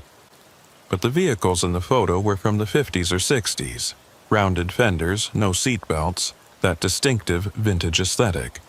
And standing in front of the diner, posing for the camera, was a group of people. A family, maybe. 2 adults and 3 children, all dressed in 50s-style clothing, all smiling at the camera. But their faces were wrong, blurred and indistinct, like the features had been smudged before the photo could develop properly. Behind them, visible through the diner windows, I could see more blurred figures inside. Customers, presumably, though their forms were just vague human shapes, nothing detailed or recognizable. I moved to the next photograph. This one showed a truck driver standing beside his rig, which looked to be from the 70s based on the cab design. The driver's face was clearer in this photo. I could make out a beard, sunglasses, a confident smile. He was holding something up to the camera, and when I looked closely I could see it was a lighter. A chrome Zippo, just like the one sitting on that table. The next photo showed a different truck, a different driver, this one from maybe the 80s. Same pose, same confident smile, same lighter held up to the camera. And the next photo after that, 90s truck, another driver, another lighter. I walked along the wall, looking at all the photographs, and the pattern held. Dozens of photos, different eras, different trucks, different drivers. But all of them holding up that same lighter. All of them posing in almost the exact same way. All of them looking like they were showing off something they were proud of. And in the background of every single photo, visible through the diner windows, were those blurred figures. Always present, always watching, always indistinct. My hands were going numb from the cold, my teeth starting to chatter despite my best efforts to stay calm. I needed to warm up, or at least get my blood moving. I started walking around the diner, checking every door, every window, looking for another way out. The windows didn't open. They were sealed shut, probably had been for years. The glass was thick, maybe double-paned, and when I knocked on it, the sound was dead and muffled. There was a door in the back corner marked "Office." I tried the handle and found it unlocked. The door swung open to reveal a small room with a desk, a filing cabinet, and walls covered in papers and photographs. The office was even colder than the dining area, if that was possible. My breath came out in thick clouds that hung in the air for long seconds before dissipating. I stepped inside, and the door swung shut behind me with a soft click. The desk was old metal, painted gray, with a blotter and a desk lamp and a cup full of pens. In the center of the blotter was a notebook, spiral-bound, lying open to a page filled with handwritten text. I picked up the notebook and began reading. The handwriting was cramped and hard to decipher, but I could make out most of it. Day 47. Still can't leave. Door won't open. Windows sealed. Tried breaking the glass, but nothing works. Food doesn't spoil, but tastes like nothing. Water from the tap is frozen. Temperature keeps dropping. I think I'm the only real person here. The others, they're something else. They watch me but don't interact, don't speak, don't move unless I look away. Day 48. Found the photographs on the wall. Recognized one of the trucks. It belonged to a driver named Marcus who disappeared in 2003. His family never found out what happened to him. Is he one of the blurred figures now? Is that what happens if you stay too long? Day 49. The lighter appeared on the table today. My initials on it, just like all the others in the photos. I don't remember ever owning a Zippo, but it has my initials from this year. Like it was made for me, like this place has been waiting for me. Day 50. I tried calling for help on my CB, but there's no signal. Tried my cell phone, same thing. It's like this place exists outside of normal space, outside of normal time. The calendar on the wall keeps updating itself. Every morning, a new X mark. But I don't remember sleeping, don't remember eating, just endless cold and darkness, and waiting. Day 51. I understand now. This isn't a diner, it's a collection point, a trap. It appears at mile marker 320 for certain drivers who are meant to stop here. And once you're inside, you can't leave until you're ready to join the others. Until you're ready to become one of the blurred figures, another photograph on the wall, another lighter in the collection. Day 52. I saw myself today, in one of the windows looking out.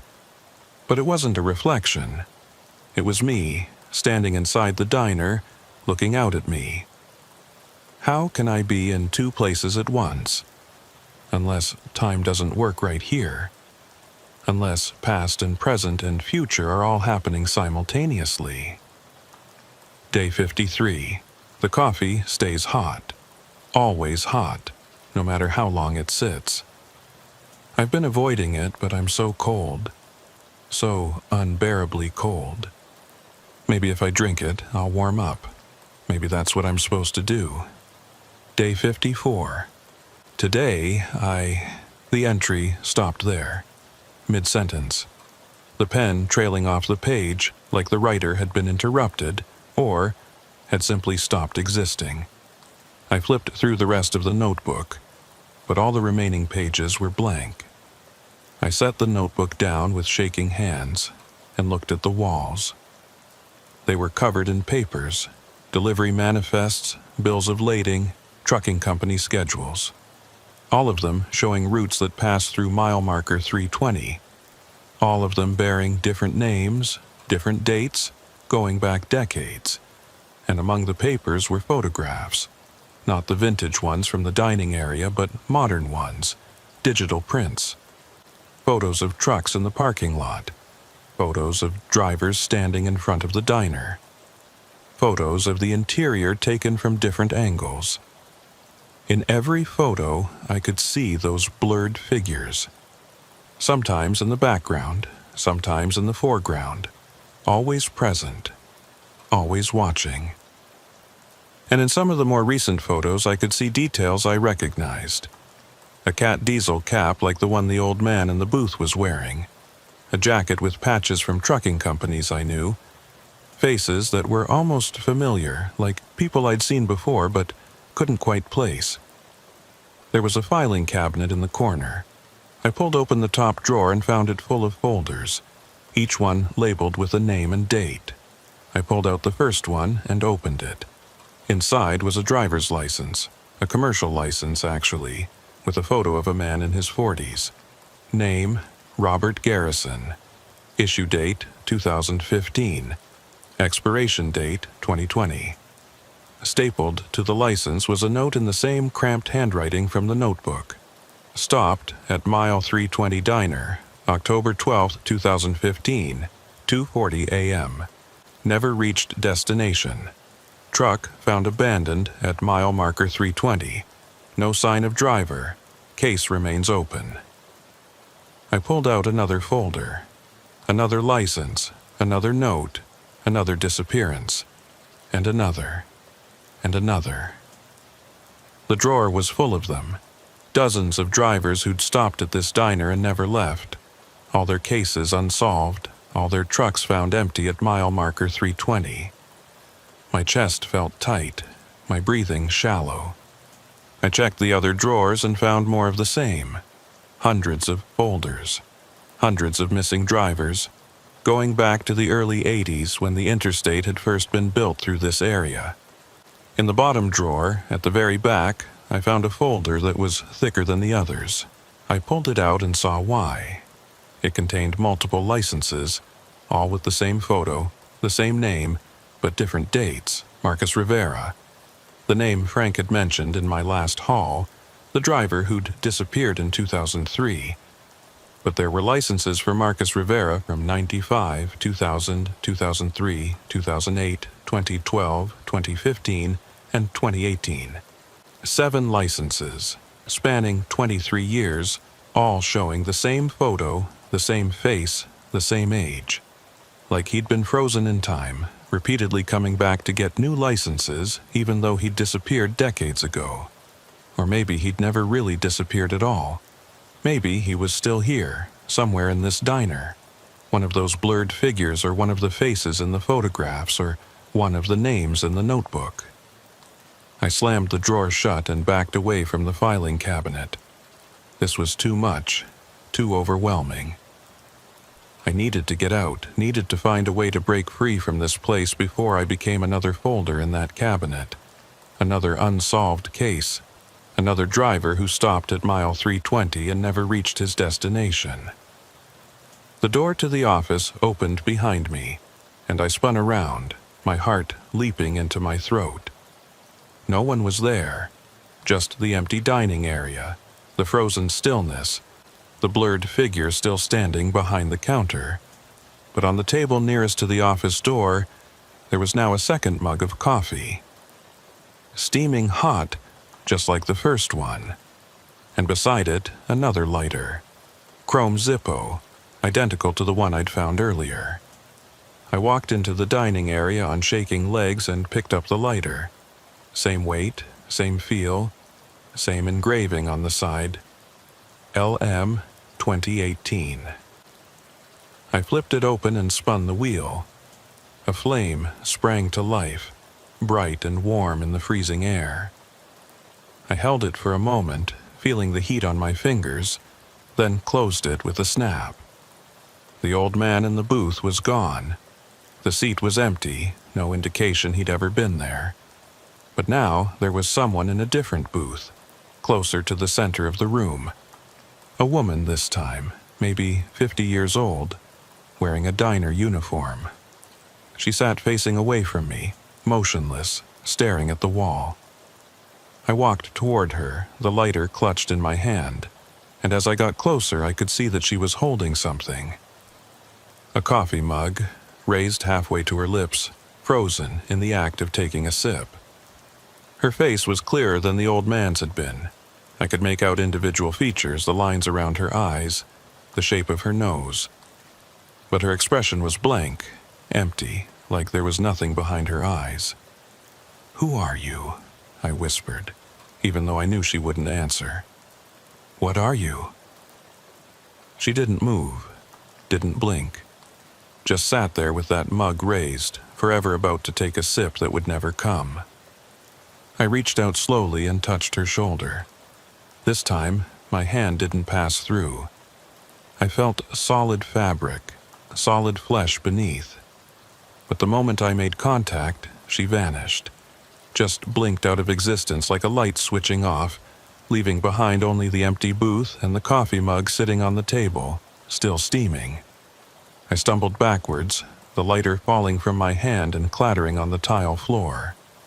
The sound echoed strangely, lasting too long, bouncing off surfaces that shouldn't reflect sound that way.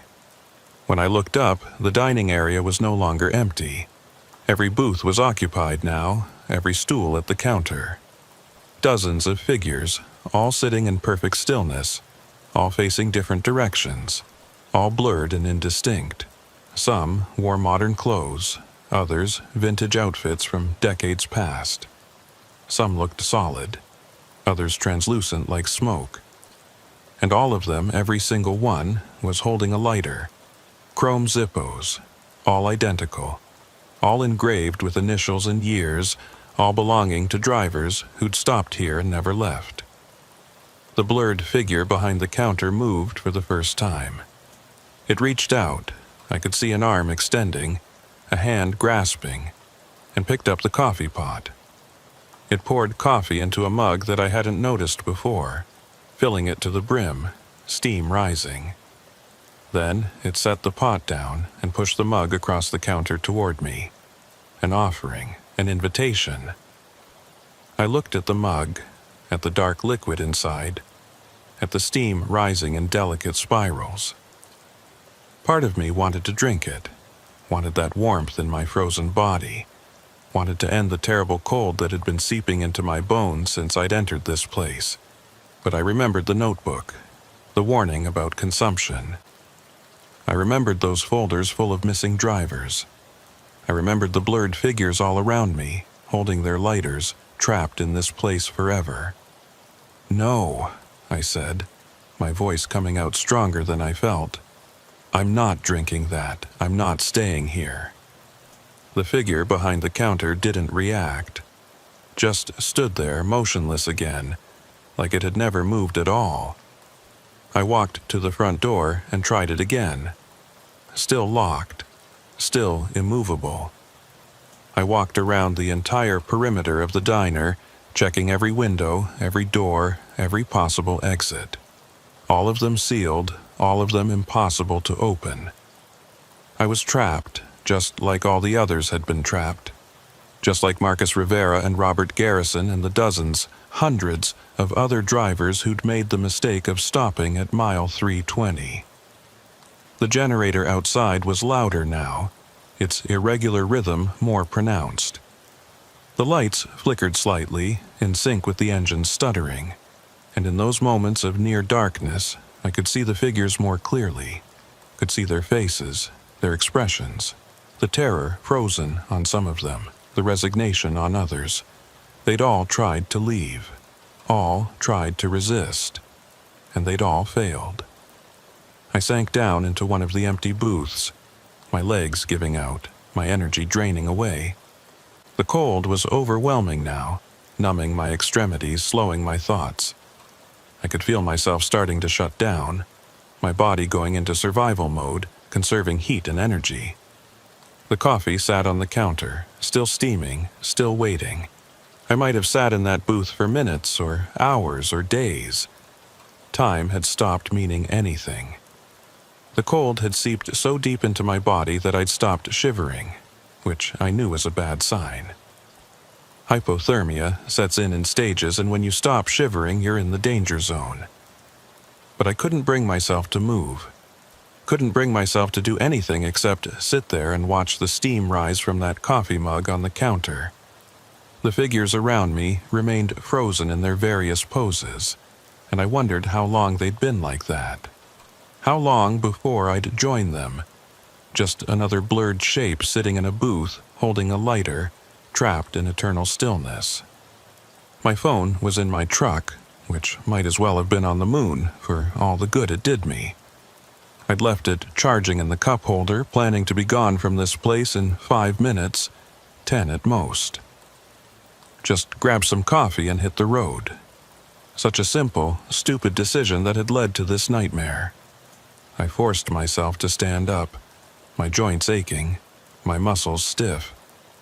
If I was going to get out of here, I needed to keep moving, needed to keep my blood flowing. I walked toward the kitchen, thinking maybe there was a back door I'd missed, some service entrance that wasn't locked. As I pushed through the kitchen door, the temperature dropped even further. I could see frost forming on the stainless steel surfaces, ice crystals spreading across the prep counters like living things. The burger and fries I'd seen earlier were completely frozen now, encased in ice, no longer recognizable as food. The walk-in cooler door was slightly ajar, and through the gap I could see more light than there should be. Not the dim interior light you'd expect from a cooler, but bright, almost blinding white light spilling out around the edges of the door. I approached it carefully, every instinct screaming at me to turn around, to leave it alone. But where else was I going to go? I'd checked every other exit, every other option. This was all that was left. I grabbed the cooler's handle and pulled. The door swung open, and I had to shield my eyes from the brightness. When my vision adjusted, I saw something that made my rational mind rebel against what I was seeing. The cooler wasn't a cooler. It was a hallway. A long corridor stretching back into impossible distance, lined with doors on both sides, lit by fluorescent tubes that hummed and flickered. The walls were the same white tile as the diner, but they extended far beyond where the building's exterior walls should be. This space couldn't exist. Not inside the small diner structure I'd seen from outside. But here it was anyway, defying geometry and physics and common sense. I stepped into the hallway and the temperature changed again. Not warmer, but different. The cold was sharp now, cutting, like walking into a freezer set below zero. Each breath felt like inhaling knives. The doors along the hallway were numbered. 321, 320.2, 323, and so on. Each one had a small window set at eye level, and through them I could see rooms, small spaces, maybe 10 feet square, each one containing a single person sitting at a small table with a cup of coffee. They weren't blurred like the figures in the diner. They were clear, detailed, solid-looking. Real people, or they had been once. Now they just sat there, unmoving, staring at their coffee cups, frozen in time like insects in amber. I recognized one of them. Door 32047, a man in his 50s with a graying beard and a flannel shirt. I'd seen his photo in one of those folders in the office. Robert Garrison, disappeared 2015, and here he was, sitting at his table, looking exactly as he had in his license photo, not aged a day in 3 years. I moved down the hallway, looking through each window, seeing more familiar faces. The old man who'd been sitting in the booth, he was here in room 320-12. The woman in the diner uniform, room 320-9. Dozens of others, maybe hundreds, all sitting with their coffee, all trapped in these tiny rooms, all waiting for something that would never come. At the end of the hallway was a larger door, unmarked, with no window. It was slightly ajar, and through the gap I could hear something. Not voices exactly, but a sound like many voices layered over each other, speaking in unison but at different pitches, creating a chorus that was almost musical but deeply unsettling. I pushed the door open and stepped into a large circular room. The walls were lined with shelves, and on every shelf sat a lighter. Thousands of them, maybe tens of thousands, all chrome Zippos, all arranged in neat rows. Each one engraved with initials and a year. Each one representing a driver who'd stopped here and never left. In the center of the room was a table, and on the table was a map. Not a modern map, but an old paper one, the kind gas stations used to give away for free. It showed the southwestern United States, highways marked in red, cities in black, and scattered across the map were pins with small flags attached. Hundreds of pins, marking locations all along the interstate system. Mile marker 320 on I-15 had a pin, but so did dozens of other locations. Mile marker 187 on Highway 95. Mile marker 441 on I-40. Mile marker 93 on Highway 50. All of them in remote desert locations. All of them in places where a diner shouldn't exist, but apparently did anyway. This wasn't just one location. It was many locations, or maybe the same location appearing in many places. A trap laid across the entire desert highway system, catching drivers who made the mistake of stopping. The layered voices were louder in here, coming from everywhere and nowhere. I could almost make out words now, phrases that rose out of the chorus and then sank back into it. Never leave. Always hungry. Collection grows. Welcome home. Drink the coffee. I backed toward the door, not wanting to hear any more. But as I turned to leave, I saw something that stopped me cold. On a shelf near the door, at eye level, was a lighter. Chrome Zippo, just like all the others. But this one was newer than the rest, the metal still shiny, not yet dulled by time. I picked it up and read the engraving, LM 2018. My lighter. My initials, my year. It was already here, already part of the collection, as if my fate had been decided before I'd even stopped at this place. I tried to drop it, to throw it away, but my fingers wouldn't open. My hand clutched the lighter like it was fused to my palm, the metal cold enough to burn but impossible to release. The voices grew louder, more insistent. Drink the coffee. Warm yourself. End the cold. Join us. Stay forever. I ran back down the hallway, past all those rooms with their frozen occupants, back toward the kitchen.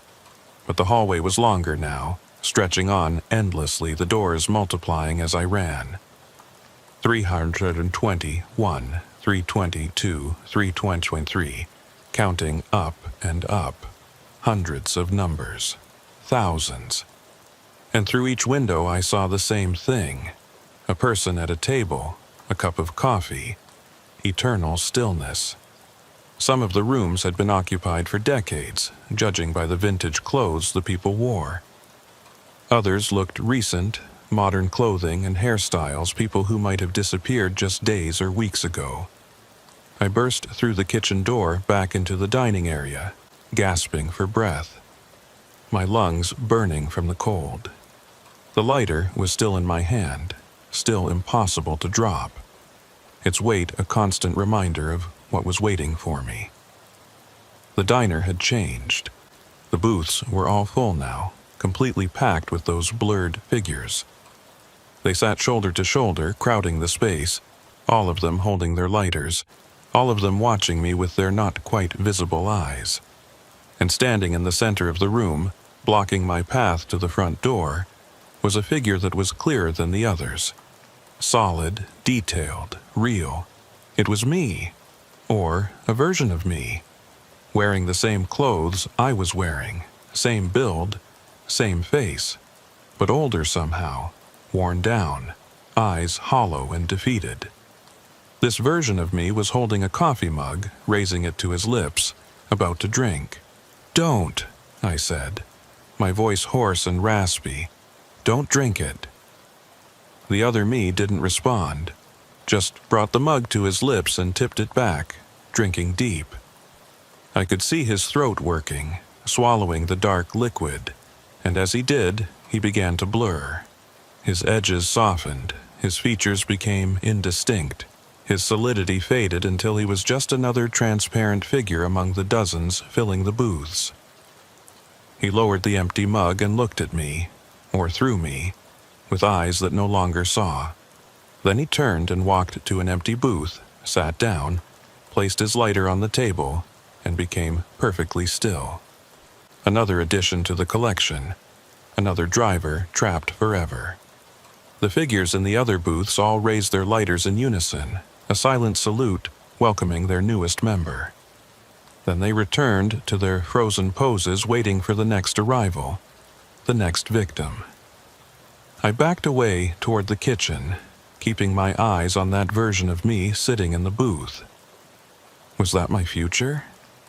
Was that what I would become if I stayed here long enough? If the cold and the isolation and the relentless pressure finally broke my will to resist? The coffee on the counter was still there, still steaming. I could smell it now, finally. A rich, complex aroma that cut through the cold air like a promise of warmth and comfort. Part of me wanted it desperately, wanted to end this suffering, wanted to give in and accept whatever fate this place had planned for me. But another part, a deeper, more primal part, refused. I wasn't ready to become one of the blurred figures, wasn't ready to give up and fade into this nightmare. I needed to find another way out. There had to be something I'd missed, some trick or loophole or weak point in whatever held this place together. No trap was perfect. Every system had a failure point. The generator outside stuttered again, and the lights dimmed for a moment. In that brief darkness, I saw something I hadn't noticed before. The neon sign outside, Mile 320 Diner, was flickering in a pattern, not random, but rhythmic, almost like Morse code. Long flash, short flash, short flash, long flash. I watched it through the window, counting the flashes, trying to make sense of it.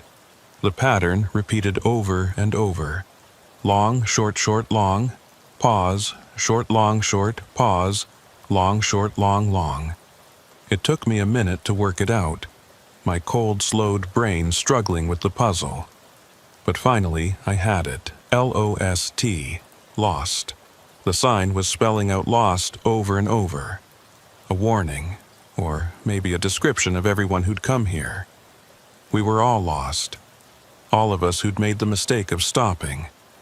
All of us trapped in this impossible place between reality and nightmare. But if the sign could spell words, that meant something was controlling it. Something or someone was trying to communicate, even if just to mock us with our situation. I walked to the jukebox in the corner. It was still lit up, still showing its list of almost right song titles, still silent despite its glowing presence. I studied it more carefully now, looking at the selection buttons, the coin slot, the internal mechanism visible through the glass front. There was something wrong with the way it was wired. The cables inside didn't connect properly. They ran into the body of the machine but didn't seem to connect to anything. Like it was just for show, a prop that looked functional but served no actual purpose. I grabbed it with both hands and tried to pull it away from the wall. It was heavy, easily 200 pounds, but it moved slightly when I yanked hard enough. I pulled again, putting my back into it, and it scraped across the floor, revealing the wall behind. There was writing on the wall, scratched into the paint with something sharp. Dozens of messages carved one over another. Some fresh and deep, others worn and faded. No exit. Been here 30 days. Help us. Time doesn't work. The coffee is the key. Don't drink it. Drink it and leave. Marcus was here. 2003 to 2015. They're not real. We're not real. And at the bottom, larger than the rest, carved so deep the drywall beneath was visible. Break the pattern. Break the pattern. But what pattern? The coffee? The lighters? The endless cycle of drivers stopping and staying and eventually giving up. I thought about everything I'd seen. The calendar marking today's date. The lighter with my initials. The version of myself drinking the coffee and fading away. The rooms full of trapped drivers. The map showing all the locations where this diner appeared. It was all connected, all part of a system. A machine designed to collect and trap and hold. And like any machine, it had rules, patterns, predictable behaviors. The coffee stayed hot forever. The door stayed locked. The figures appeared and disappeared. The generator kept running outside, all of it maintaining the illusion, maintaining the trap. But what if I broke one of the rules? What if I did something the pattern didn't expect? I walked to the counter and picked up the coffee mug. The one that had been sitting there since I'd first entered, still steaming, still waiting. I carried it to the front door and stood there, holding it, looking out at my truck so close and yet unreachable. Then I raised the mug and poured the coffee onto the floor. The moment the first drop hit the tile, everything changed. Not dramatically, no explosion or flash of light or sudden release. Just a subtle shift, like reality hiccuping, skipping a frame. The coffee didn't splash or spread when it hit the floor. It soaked in instantly, disappearing into the tile like the floor was absorbing it, drinking it down, hungry for it. I poured out more, watching it vanish the moment it made contact, and with each drop that disappeared, I felt something change in the air around me. The temperature rose slightly, just a degree or two, but after hours of unbearable cold, it felt like standing in front of a bonfire. I poured faster, emptying the mug onto the floor, and the warmth increased, spreading through my frozen limbs, bringing feeling back to my numb fingers. The blurred figures in the booths began to fade. Not all at once, but gradually, like fog burning off in sunlight. One by one, they became more transparent, more ghost-like, until they were barely visible at all. And as they faded, I could hear sounds. Faint, distant, like voices calling from far away. Maybe they were saying something, warning me or thanking me or cursing me. I couldn't tell. The last drops fell from the mug, and when they hit the floor, I felt, rather than heard, something break. Like a glass pane shattering somewhere deep underground, the sound more vibration than noise. The diner shuddered, the walls creaking, the floor tilting slightly beneath my feet. I tried the door again. This time, when I pulled, it opened. Just like that, no resistance, swinging outward into the cold desert night like it had never been locked at all. I didn't wait to see what would happen next. I ran to my truck, fumbling for my keys, my hands still clumsy from the cold but functioning well enough to unlock the door and climb inside. The interior smelled like home. Diesel fuel and old coffee and the pine tree air freshener hanging from my mirror. Normal smells from a normal life I wasn't sure I'd ever see again. I started the engine, and it fired right up. No hesitation, no problems. I threw it in gear and accelerated, spraying gravel, getting back onto the highway shoulder, merging onto I-15 like I was fleeing a crime scene. In my mirrors, I could see the diner receding behind me, its lights still on, the neon sign still flickering. But it looked different now, faded somehow, less solid, like it was becoming transparent, phasing out of reality. As I watched, it disappeared.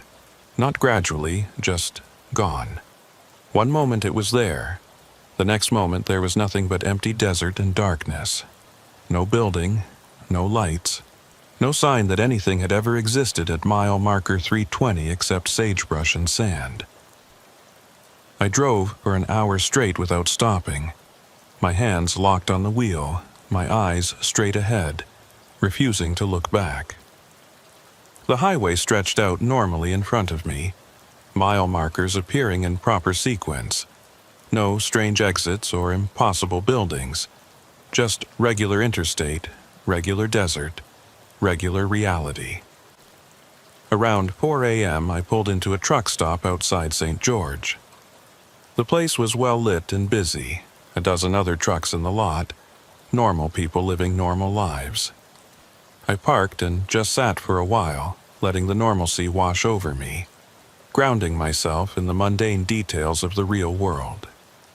My phone was where I'd left it, sitting in the cup holder, fully charged. I checked the time, 4:17 a.m.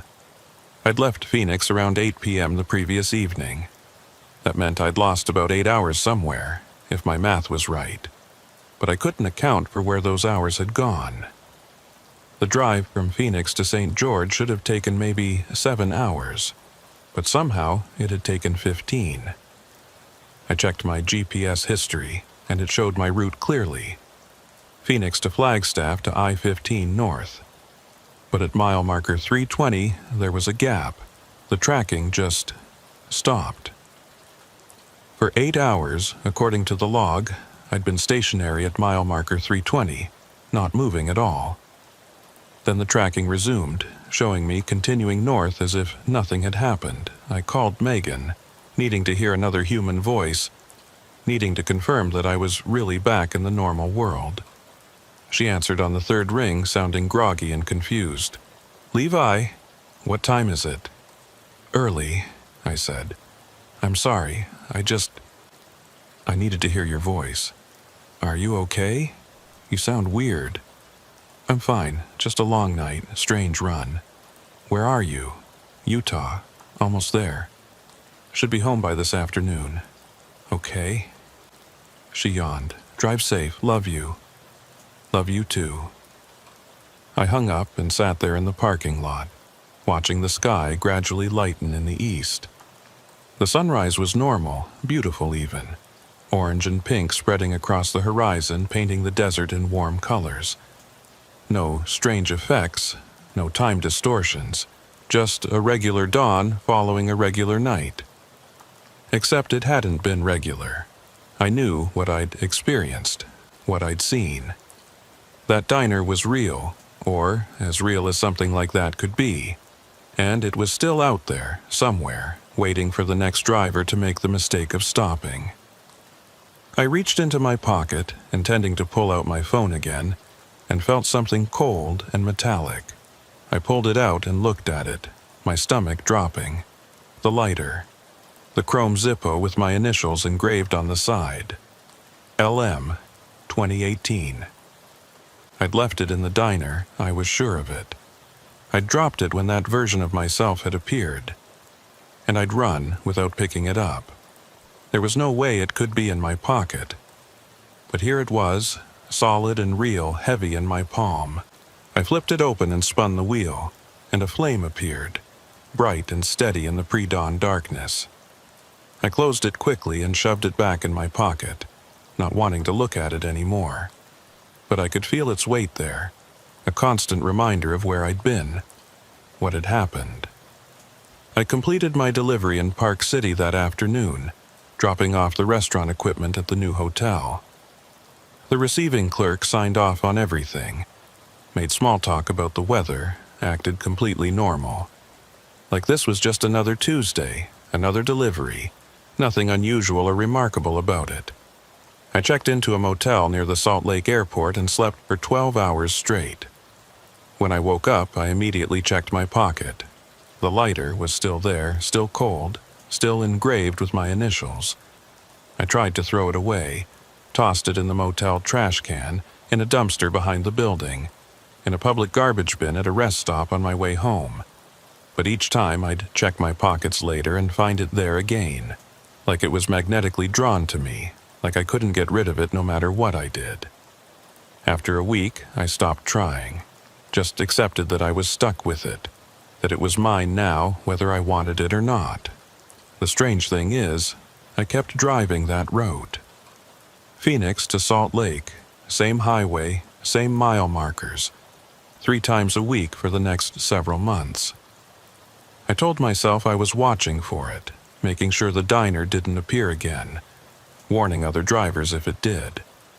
But that was a lie. Truth was, I was looking for it. Wanted to see it again. Wanted to understand what had happened to me in that impossible place. Every time I approached mile marker 320, my heart rate would spike.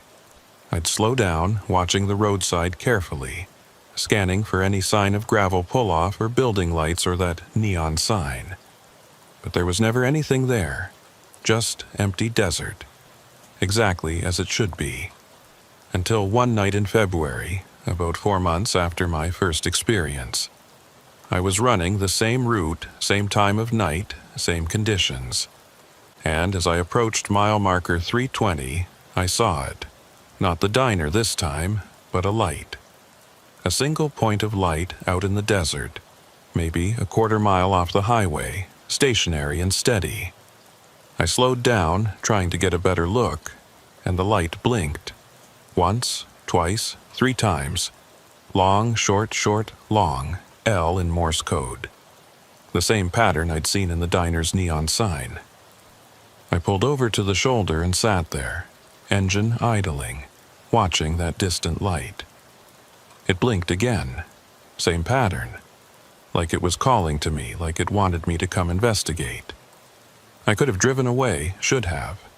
But instead, I found myself reaching for the lighter in my pocket, pulling it out, flipping it open. The flame reflected in my side mirror, and in that reflection, I saw something that made my blood run cold. There was someone sitting in my passenger seat. I could see them in the mirror, blurred and indistinct, but definitely there. When I looked over directly, the seat was empty, but in the mirror the figure remained, watching me with eyes I couldn't quite see. I closed the lighter and the figure vanished from the mirror. When I opened it again, the figure returned. Open, closed, open, closed. Each time I struck a flame, the figure appeared. Each time I extinguished it, the figure disappeared. I put the lighter back in my pocket and pulled back onto the highway, accelerating hard, leaving mile marker 320 behind. The distant light remained visible in my mirrors for a long time, still blinking, still calling. Since then, I've seen the light a dozen more times, always at mile marker 320, always at night, always blinking the same pattern. Sometimes it's far away, sometimes closer to the highway. Once, it was right at the roadside, bright enough to light up the interior of my cab as I drove past. And each time, when I check my passenger seat mirror, I see that figure sitting there. Not always the same figure. Sometimes it's the old man from the diner, sometimes the woman in the uniform, sometimes other faces I don't recognize. But they're always there when the lighter is burning, always watching, always waiting. I've started taking different routes now. Longer paths that avoid I-15 entirely, adding hours to my trips but keeping me away from mile marker 320. Megan notices, asks why I'm coming home later than I used to. I tell her traffic has been bad, that I'm trying new routes to avoid construction. She doesn't believe me, I can see it in her eyes, but she doesn't push. Last week, I found something in my truck that I can't explain. Sitting in my cup holder when I returned from a delivery was a coffee mug. White ceramic, with Mile 320 Diner, printed on the side in faded letters. It was full of coffee, steaming hot, despite the fact that my truck had been parked in a secured lot for 3 hours. I poured the coffee out onto the pavement, just like I'd done in the diner. It soaked in immediately, disappearing without a trace. But the mug remained, and it's in my truck now, sitting on the dash where I can see it. A reminder, a warning, a promise. Because I know, with absolute certainty, that I'm going back. Maybe not tomorrow, maybe not next week, but eventually, I'll see that light blinking at mile marker 320 and I won't be able to resist. I'll pull over, I'll walk into that desert, and I'll find whatever is out there waiting for me.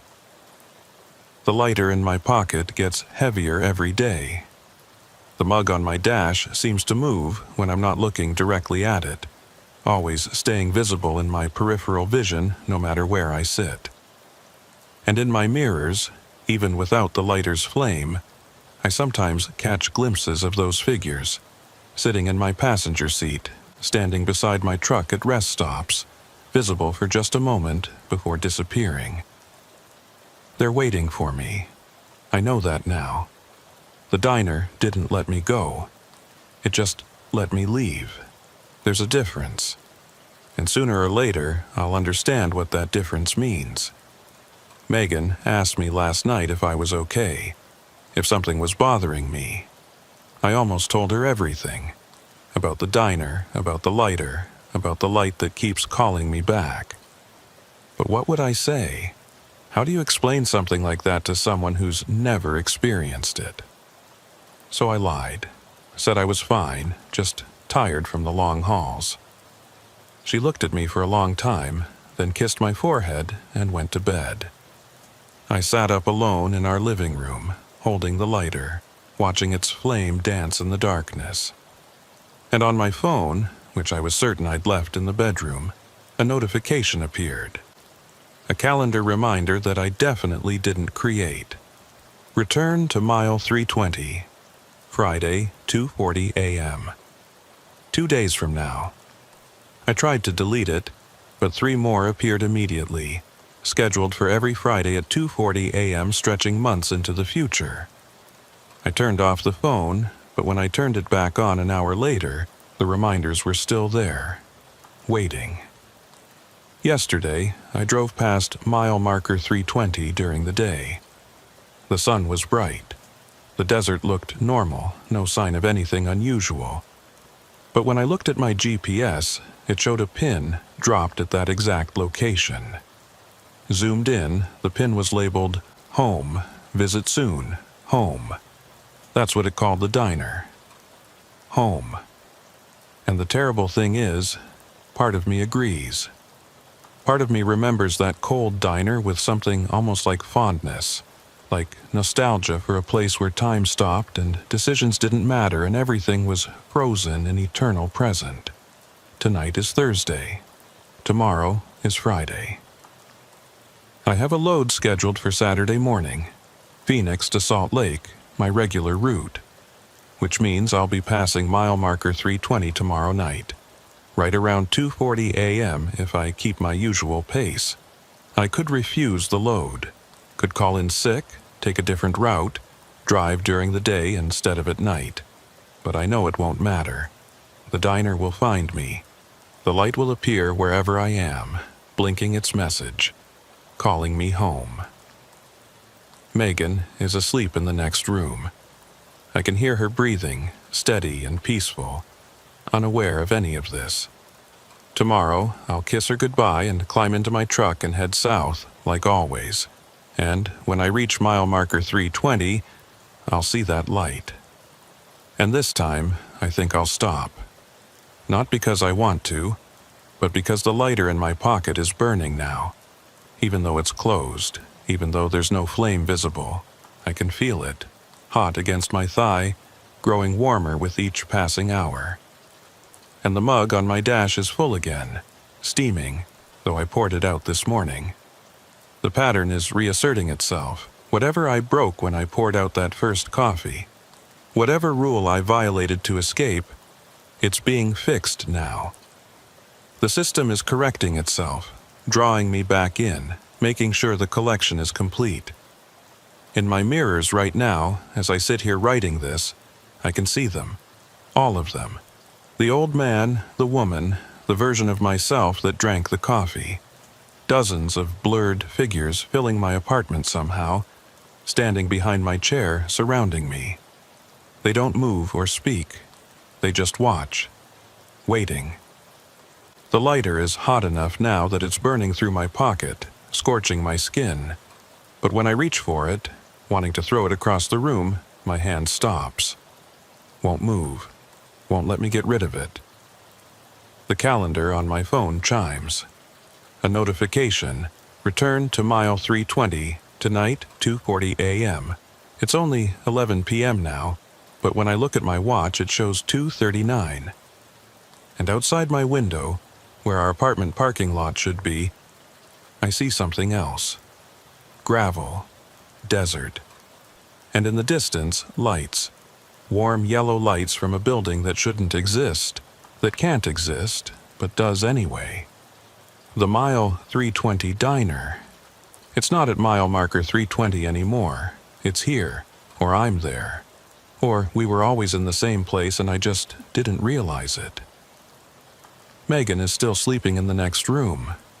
Will still be sleeping there when I leave. Or maybe she never existed at all. Maybe this apartment, this life, was just the space between visits, the illusion I lived in while waiting to return to where I actually belong. I'm standing now, though I don't remember standing. Walking toward the door, though I don't remember deciding to walk. The lighter is in my hand, open, flame burning steady and bright. In the flame's reflection, I can see my face, but it's blurring around the edges, features becoming indistinct, like looking at myself through frosted glass. The door opens, I don't remember opening it, and the cold night air rushes in. Not apartment air, desert air. Sage and dust and endless space. The diner is closer now, just across the parking lot. or the gravel lot, or the desert floor. The distance keeps changing, but the destination stays the same. Through the windows, I can see them all. Every driver who ever stopped at mile 320, every person who ever made the mistake I made. They're sitting in the booths, standing at the counter, all of them holding their lighters, all of them waiting for me to join them.